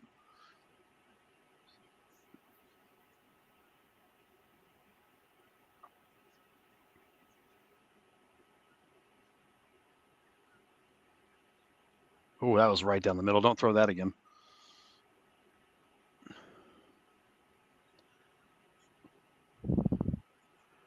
Oh, we skipped over Jay's question. Jay went to college together. That's how Nick and I met. Oh, yeah. Yeah. Played baseball for a small D3 school in Maine. Yep. And then Nick randomly on Facebook said, "Who wants to do a podcast?" And I was like, "Why not?" Yeah. And here we are. And then you and Sean go way back. Yeah. We met at diabetes camp. Like back, I don't know, probably 10, 15 years ago now. Just crazy. Because we both have type 1 diabetes, so that's where we met. Yeah. And then Harrison's cousin. I call them my sugar daddies. Yeah. And what's even crazier than that is Harrison's cousin also went to that summer camp. So it's like they're all kind of connected weirdly. It's strange. But yeah, I can't believe we've been doing it 3 years. So today was the actual anniversary of it. Today. Oh, okay. So today was the actual day. Yeah. But amazing. Yeah. And then the lockout happened like 5 days later. I know. We were like, we started this podcast and like literally there's the lockout right after we started. It's like, oh boy, what are we going to talk about? Like that was a hard way to start. Yeah. But I mean, there was a lot of news even with the, yeah. Yeah. Yeah.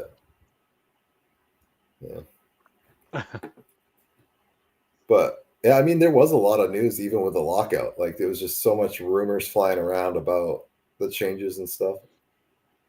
Yep. But Yeah, it was mostly just like going over the headlines and the updates.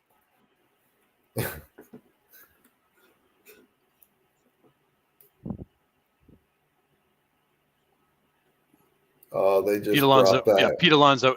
Yeah, they were showing the flashback of Muncy's home run. Yeah, Pete Alonso is a free agent, Heather. Yeah. Yep. So The question is, do the Mets re-sign him quickly, or do they wait and see what happens? I think Pete waits and sees what happens. If I'm Pete, I would test the market and see what the Mets are doing. If Pete Alonso does not re-sign with the Mets, where do you think the best fit for him would be? I think we did this a couple weeks ago, and I think it's St. Louis to replace Goldschmidt or Seattle to finally have some thump. Yeah. Bye, Heather. Thanks for joining us. Yes. Oh, Tavares. All right. You're a White Sox fan. Do you think Reinsdorf will sell the team? And if he doesn't sell the team, will he actually invest anything in that team, or is he just going to let it do what it's doing? Like, will he sell? And if he doesn't, will he spend money? Oh, wow. All right. All right. Think so, sell. All right. I like that. But Pete to Chicago would be interesting. But do you think Pete would sign there, though? No. If you're Pete Alonso, if I'm Pete Alonso, I would not be the first guy to sign there. But if other players start signing there, I'd be like, okay, I'll take a look. But it's the White Sox are going to have to way overpay somebody to be the first person in. I just don't think that they're ready to make that move because they got to have some other key pieces that's going to get guys there. You know what I mean? Yeah, Pete Alonso can't be the first guy that's there, and there's not going to be other players that go there before him. That's going to make Pete Alonso go, "Oh yeah, I'll go." You know what I mean? That's the tough part of a rebuild is that you have to get the first person to commit to it, and that's hard. You've either got to overpay them, or make some, show some kind of effort, make some kind of a promise that you will improve, but. Nobody wants to be the first person there because if there is no second person, then you're gonna go there to get your head kicked in. And look what happened. As far as you're right, you're gonna have the next few free agents. You got to overpay them. Yeah. But that will begin the process of then getting other people to start looking there again. But you look, the Rockies tried that and it backfired hard with Chris Bryant. Yes, but it's because there was no second player to sign. Yeah. Like it would have been one thing if they signed Chris Bryant and then somebody. Nice catch by Verdugo. It would be one thing if you signed Chris Bryant and then somebody came too, but it was Bryant and that was it. Yeah. All right, end of 9, tied at 2. Now we're going to extra innings where all hell could break loose. That was a good catch. Dang. He absolutely shattered his bat. Yep. See, this is where, like I said it before, I think this is where the Dodgers have the edge because I don't know who the Yankees are going to be able to bring out of the bullpen. I mean, the Yankees need to score in the top. Yeah. Because that way gives them the margin for error. If they do screw up and a run comes in, the game's not over. Right. I'm a firm believer that the top of the 10th is the most important inning in extra innings. You've got to get that run. Yeah. And then you put the pressure on the home team to have to match it. But if you don't score, then they're just one swing away from the win. Yeah. I don't think you want Goldschmidt, Tavares. I think not for that kind of money. I think, Goldschmidt's a guy who's probably going to land somewhere for a year or two on a cheaper deal. I mean, maybe not a bad piece, but I don't think Goldschmidt gets people there. Pete Alonso would get attention. People would be like, oh, wow, if Pete's going to go there, what's going on? Goldschmidt signed there. It gives some credibility to it, but you need, another player or two. You need like a Corbin Burns to go too, and then all of a sudden you got something. If the White Sox go out and get Pete Alonso and Corbin Burns, now you're talking. That's going to make people go, okay, maybe I want to go find out what's going on over there. But you're gonna have to overpay like crazy for those guys to come over and start the trend. Way overpay is not even the word for it. Your team just won 41 ball games. Yep. They're not going to go there. They're going to want to go to a team that's either contending or has a chance to contend. Yeah, I think that would not be their first choice, but for enough money and the commitment to sign to the players and do something, I think you'd at least get people to think about it. But yeah, no, you're going to have to, that whoever's the first person in is going to have to get way overpaid to start the trend. See, I think they have to build the farm and build the base before you start. Look what the Royals are doing, right? Yeah. They bring in Bobby Witt, and he's the base of their team, and now they're slowly bringing in pieces, and eventually a free agent is going to sign to play with Bobby Witt Jr. I agree. That's what the White Sox have to do. But your farm system's ranked 24th, and you're talking 5 years away. If you crush this year's draft, those players are all 5 years away. And in a market like Chicago, they've got this. It's not an issue of money. Like there's money to be had. Reinsdorf has money. That team makes money. Right. He just has to spend it. But if you wait for the minor league system, it'll be 2030. Yeah, I mean, fair. Before you see any returns from that. Yeah, you're gonna have to go through a run like the Orioles did. Yeah, you're gonna have to suck for 5 years and be okay with being really terrible. Yeah, I mean, hopefully not 41 wins terrible, but no, I mean that was different. But yeah, I think if you're gonna rebuild this from the inside, you're 2030 before you're relevant again. Yeah. You know, at the earliest. But in a market like Chicago, it's not an issue of money. Like you just have to go spend it. You got to go sign the right guys. Yeah. Wait, is there no runner on second base in extra innings in the World Series? Not in the playoffs, no. Oh, I'm sitting here going, where's the guy on second base? No, that's why we're in for a 20-inning marathon here. Oh yeah, because I'm like, where's the guy? Oh yeah, it's the playoffs. They don't do it. Yeah, I get that the White Sox have money, like I do, but no free agent, if they have a choice, are gonna go there, even if you overpay them. I mean, you would have to double what their market value is. Like if Pete Alonso's looking for 35, you got to pay him 70. Chris Bryant went to Colorado, which is still strange to me. But Francisco Lindor signed in the Mets when they were a hot mess. I mean, he got traded to the Mets though, didn't he? And then extended. Oh, then he resigned, right? But he chose to stay, although they were a mess. Yeah, man, I don't know. I mean, maybe I think if the White Sox would have won 65 to 70 games and still finished last, I think we're talking. I think it's a little bit different. But your team won 40 games last year. I don't think anybody wants to go and be a rebuild if you're a free agent. At least that's my thinking on it. I don't know. That's the second steal for Jazz tonight, which means tacos all around.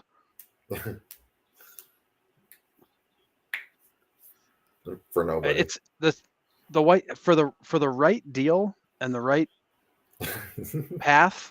Somebody will go there, but it's got to be. You're going to have to give somebody a boatload, and you've got to bring them in bunches.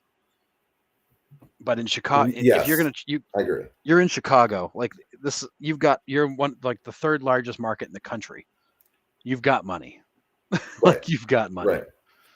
No, I mean, I agree. Get Reinsdorf to open his wallet and let the moths fly away to find it. I mean, I agree. It could be done. I'm not saying that it's completely not, no chance, but I just think right now they're not quite in a position to do that. It's fair. You're coming off of a historically bad season.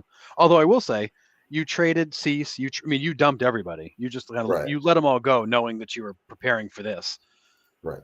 And you've got a boatload of money to spend this offseason. I mean, like I said, if you go out and you get Burns and Alonso and another couple pieces, like that team is all of a sudden an 80-win team like that by filling 3 or 4 major holes. You've already got a Garrett Crochet. So I mean, you've got there's a little bit to work with, but you have to go make a haul. Yeah. But it's going to be hard, to your point, to get a guy like Pete Alonso to be like, yeah, I'll sign up for 5 years in Chicago where you guys just won 41 games. Like, I want to know the roadmap to not sucking. Like, you need to show me the roadmap to how we don't suck anymore. To get me and to sign. I think that's my main point is just like it's you not have an to easy lay sell. it right. And I think that's what my main point is like, yeah, sure, you could bring in all the free agents and tell them this, but ultimately the free agents can still be like, yeah, no thanks. An extra couple $1,000,000 a season is not worth coming here. Like, I'm good. Right. But again, like Chicago, big market, endorsement deals. Like, if you could put a package together, you just you've got to find the right players that are willing to go and be part of a rebuild. Yep. And it's not easy. And I don't know if, like, I love Pete Alonso, but I don't know if he's a turn the franchise around type player. No, he would have to be one of a few. Right. Can he hit 50 bombs? Yes, we've seen it. He also strikes out 5 million times a season. So it's hard. But did you just see that? What did I miss? The inside move? No. You're that far behind. Holy cow.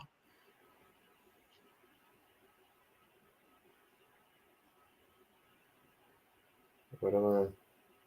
He just steal third with no throw? Just stole third standing up with no throw. Was it a delayed steal? No, he just took off. He just started walking and was gone. Oh, wow. Will Smith didn't even look at him. The third baseman didn't even cover. Didn't even move. They just let him go. I don't think they were expecting the steal. Wow, that was a dirty slider too after that. Trying just threw a slider like 5 feet off the plate that Volpe checks the swing on. Like, it was a check swing on a pitch that like Will Smith had to dive to catch. When is that downtown stadium supposed to be built, right? Aren't they? Yeah, they are. I think that stadium's still a couple years away, but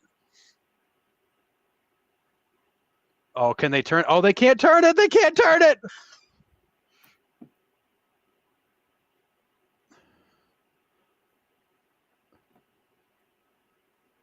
Are they challenging it? I'm still on the check swing.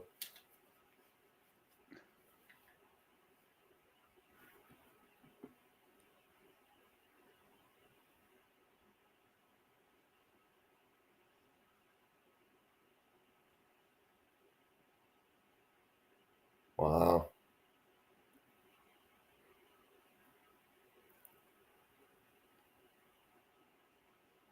Wow. That's crazy. Edmonds killing them in the field tonight. Oh, he not having Rojas. Not having Rojas hurts because he could not get it out of his glove. Yeah, he couldn't transfer it. Not having Rojas at short in the 10th inning hurts a lot. Yeah, and that's a stinger. Yeah, I mean, it was a great play to get to it, but he couldn't get out of his glove. It was a struggle. But yeah, Jazz stealing third, that's huge. Huge. Yeah, because then they're back at double play depth, and that's exactly no big deal. It's first and third. Stole second. Will Smith is not a good catcher, and they are showing that tonight. No. I mean, that's not fair. Blake Trinan is very slow to the plate, but Will Smith is not a good enough catcher to make that up. Right. Will Smith is a average catcher, but his pitching staff is very slow to the plate. Well, that's what Jazz had timed up on the way to third there. So. Oh yeah, I mean, look at Trinan's delivery, that high leg kick. Like, he's so slow to the plate. Yeah. I wouldn't be surprised if Volpe takes third. Like, why not? Yeah. Trinan's easy to run on, and Will Smith can't make up the difference. I mean, Yeah, but you also don't have a batter in the right-handed batter's box. It's a easy throwing lane. It is, assuming you can get a throw off. Well, depending on where the third baseman is, he might be way off the line because of the lefty, but yeah, and it's Muncy, who's not exactly the fastest guy to get back and cover. right.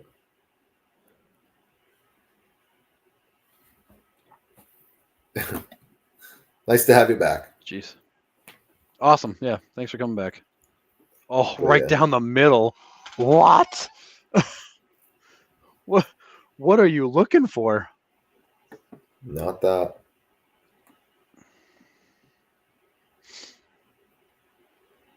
How's your Austin Wells is a rookie this year? What's your feeling on him?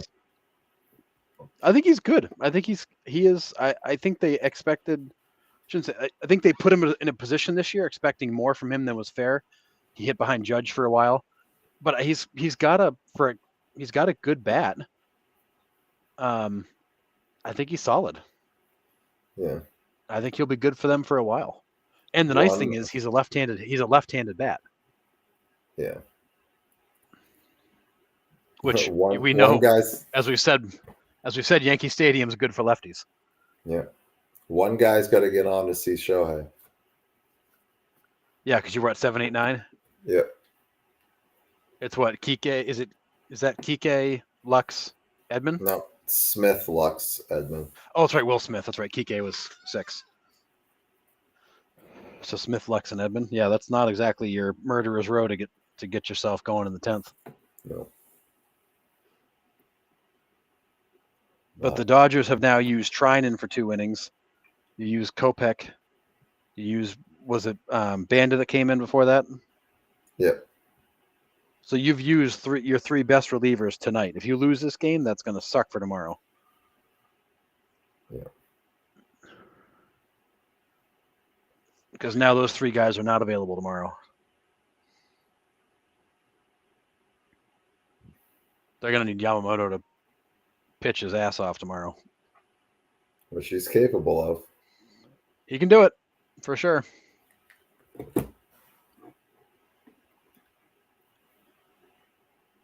Can do it for sure. This series is going to be like this, I feel like, every night. Yeah, I did not expect a close nail-biter game like this. I didn't think it'd be like a slugfest tonight, being game 1, but 2-2. Thought there'd be more action. Yeah. We haven't seen the big hit. Like, there hasn't been like the big monster hit. No. Always seems like that's the case, though. We're like, oh, this is the World Series.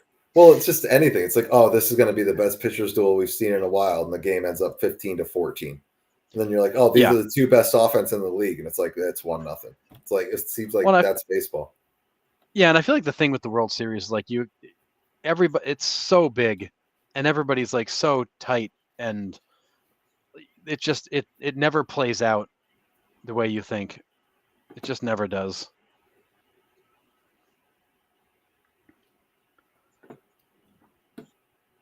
I mean, it's easy for us to say, like, we're not sitting there in like stressful situations on the biggest stage at the highest level, we're just like, oh. Yeah, I mean, who's this? Cousins. Jake Cousins.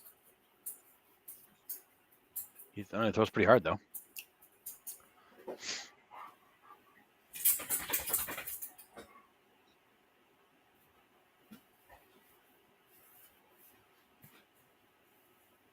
Oh, you can't freeze on me now, Fox. Come on. You're killing me.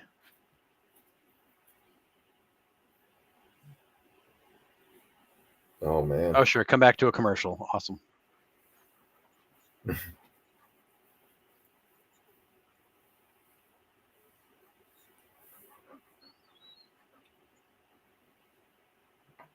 Aaron Boone's sweating it out. Dirty slider. He sure is, as he should be, because this bullpen can be can be a heart attack bullpen.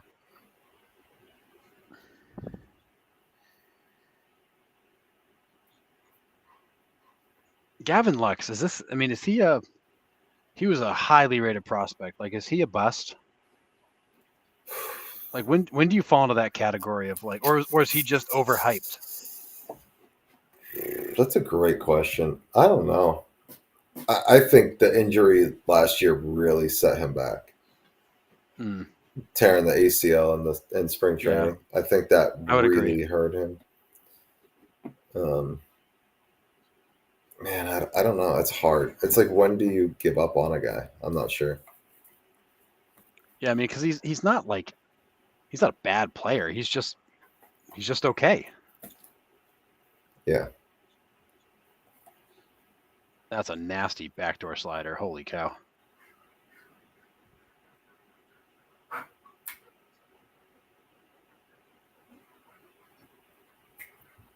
They got Nestor Cortez warming up in the bullpen. He hasn't pitched in a month. I know. Oh, there it is. 2 batters away. Shohei Ohtani.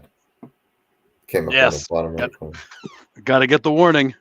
Got to know about it. Oh, come on. You got to throw strikes here. Was it 3-1 count? 3-1. Oh. Ball 4, not even close.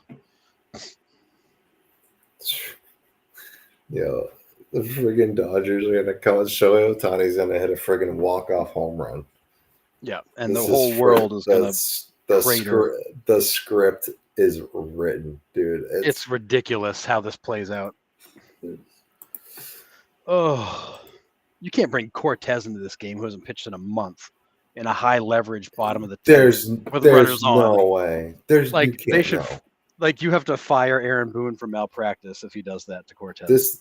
This has to be Cousins' game. Win or lose. I feel like it has to be at this point.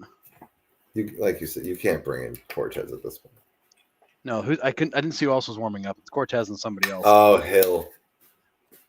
Oh, yeah, you're right. Okay, Timmy Hill. Yeah. He'll come in for Shohei, probably. I would think so.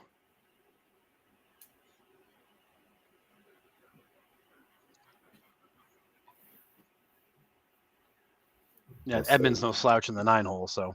No. Just roll over a double play ball. That's what you're hoping for right here. You're hoping to leave Ohtani in the on-deck circle. Yeah. Wow, that was a giving strike. Wow.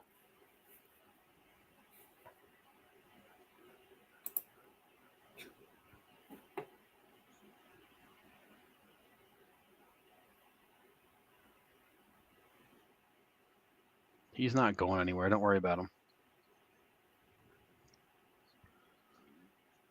Yeah, that pitch wasn't even close. No, my goodness. This guy's not been very consistent. No, this is the Yankees bullpen, man. No, I was talking about the umpire. Oh, the umpire. Sorry. Yeah.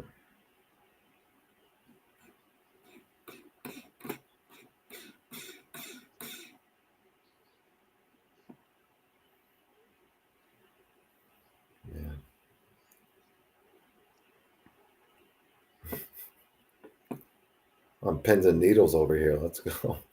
Oh, this is a crazy finish. I feel like this will be the last inning. I think the Dodgers are either going to lose or walk it off. I don't think this is going to be like a tie and carry on. Like this game, the game ends this inning. If it does tie and carry on, we're here for 20. Like legit. Yeah, it'll be a marathon. Yeah, there'll be nobody left in the bullpen for tomorrow's game. Oh wow.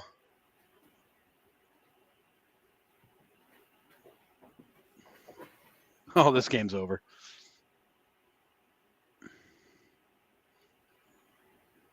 Shohei up. He's coming to He's coming to the bat.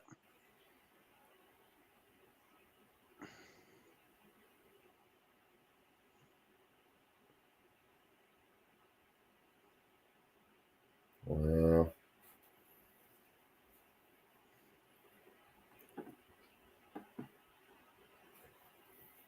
I hate that you're 30 seconds ahead of me. This is where it really sucks. Yeah.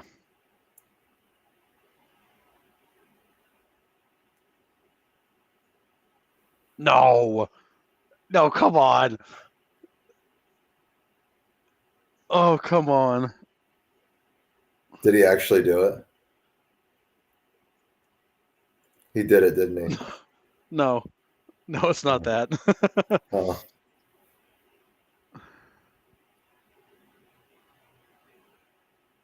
Heather's back to tell us that Shohei's going to walk it off.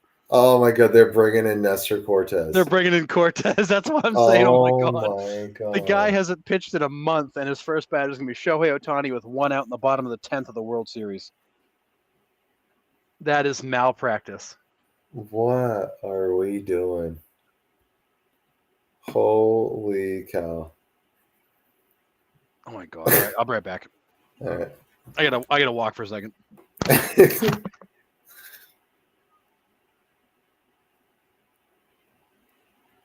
Absolutely insane.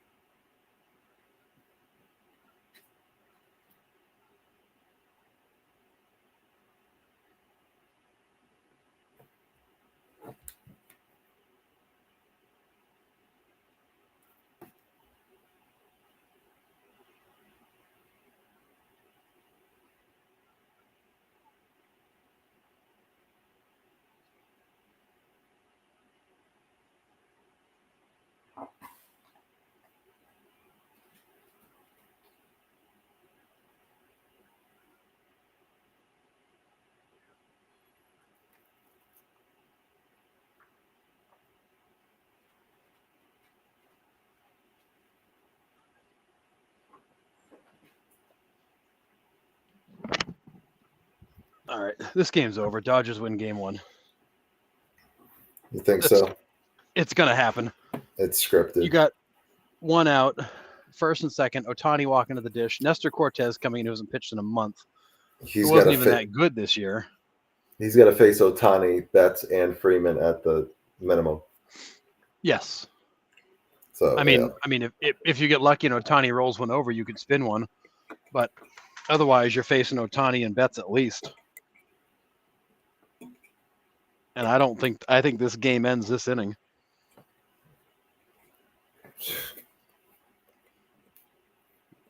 Wild. 10. Nestor. I mean, Ohtani in his career is 2 for 12 against Nestor, so that's, I guess, a good start. But both hits home runs. This script is too perfect for MLB to be able to showcase Ohtani on the biggest stage. Jeez. Cortez throws a meatball down the middle.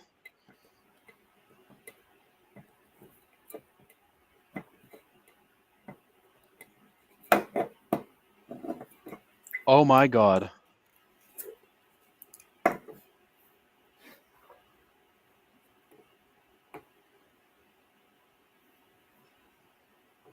I'm just getting to the first pitch now.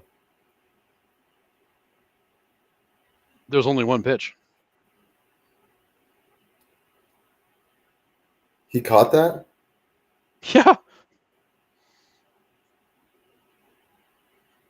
But they get Jeter second. who? They get second and third, though, right? They move up a base because he went out of play. Yeah. I mean, a base hit now goes from tying it to winning it. I mean, that's a huge out to get him there. That's massive.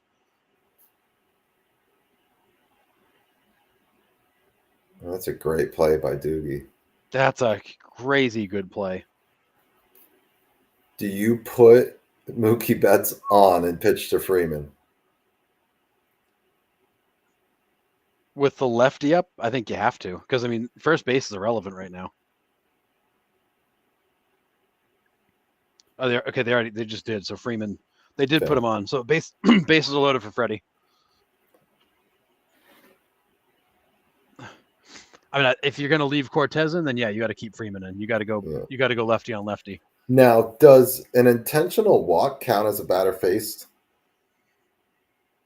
So, like, can he come out after pitching to Freddie?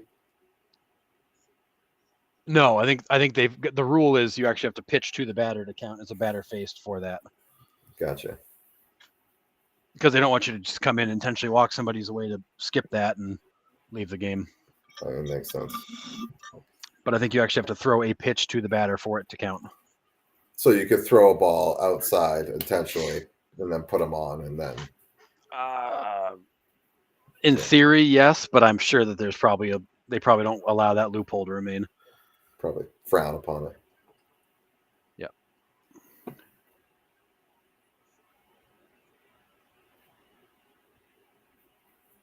So this is nuts, man. Fucking real.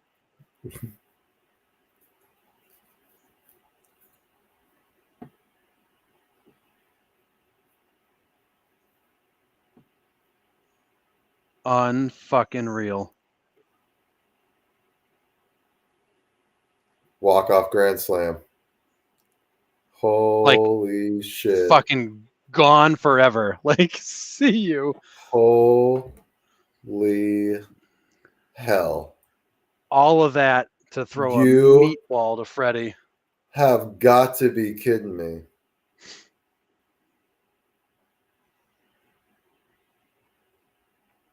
Unreal. Wow. I mean, what are you doing?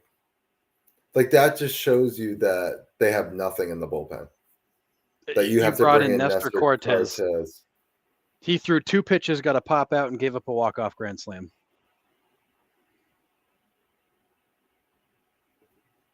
Wow.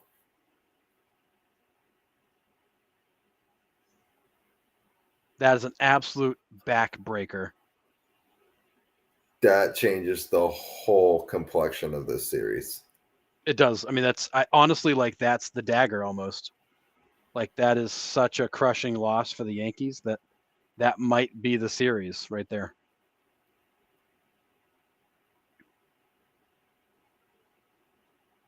What's Boone thinking putting him in there? I have no idea.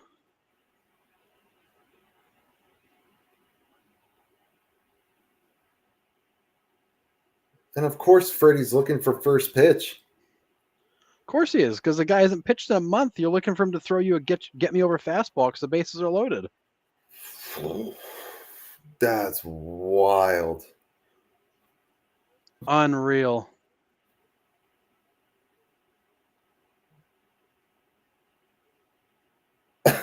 I'm stunned. Oh, that is, I mean, honestly, like, I don't know how you come back from that. That's a crushing loss. First walk-off grand slam in World Series history. That's not true. Didn't Roberto Clemente do it? On walk-off in the park grand slam, I think it was. Maybe it was just ran that it was the first one ever. Maybe. Unreal. Wow.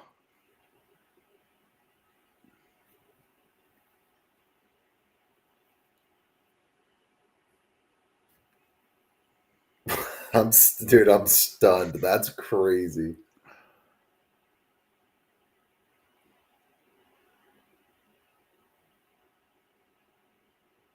Wow.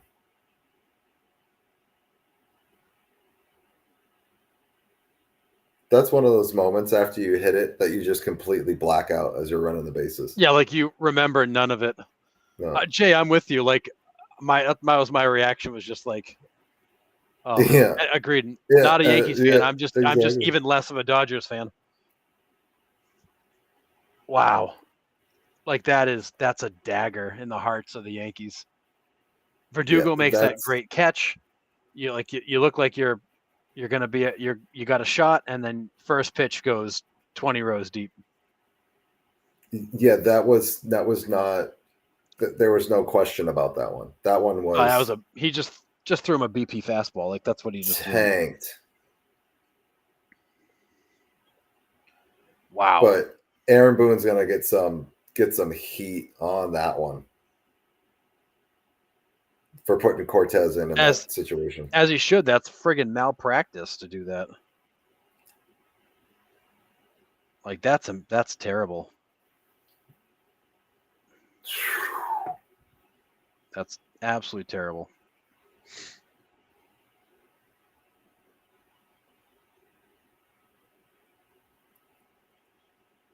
Wowzer.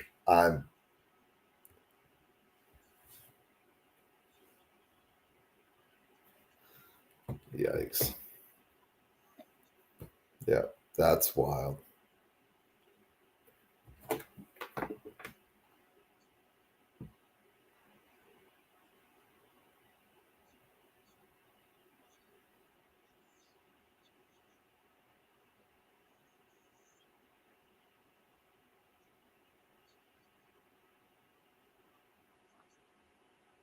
Okay, so it was my bad. That is the first in World Series history. Clemente just hit a walk-off grand slam in the park, but it was in July. Oh. But it's the only walk-off inside the park grand slam. But it just wasn't in the World Series. I was mixing that one and Mazeroski's Game 7 walk-off together. It's kind of mashing them up. Oh, yeah. Oh, wow. Well, till tomorrow night. Yeah, it was Wow. I don't know what to say. I really don't. That's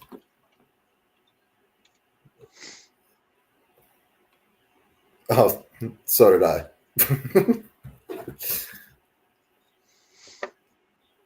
We're in the Eastern time zone, Jay.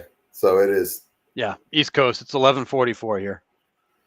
Yeah, that is, as I said when he brought Cortez in, that is malpractice, and they should fire him for bringing Cortez into that situation. The guy hasn't pitched in a month, high leverage, no margin for error.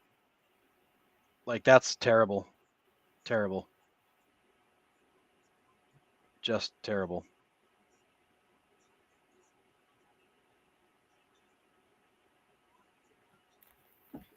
Yeah. Well, just terrible. All right. Well, yeah, I think we're going to wrap it up then because, well, we saw what we needed to see. That was crazy. But you called it. You said someone's winning this inning. Whether it's. The game was not going on beyond then. No. So, to me, it was obvious that it was ending right then. But to recap game 1 real quick, starting pitching was better than I thought it was going to be on the Dodgers side.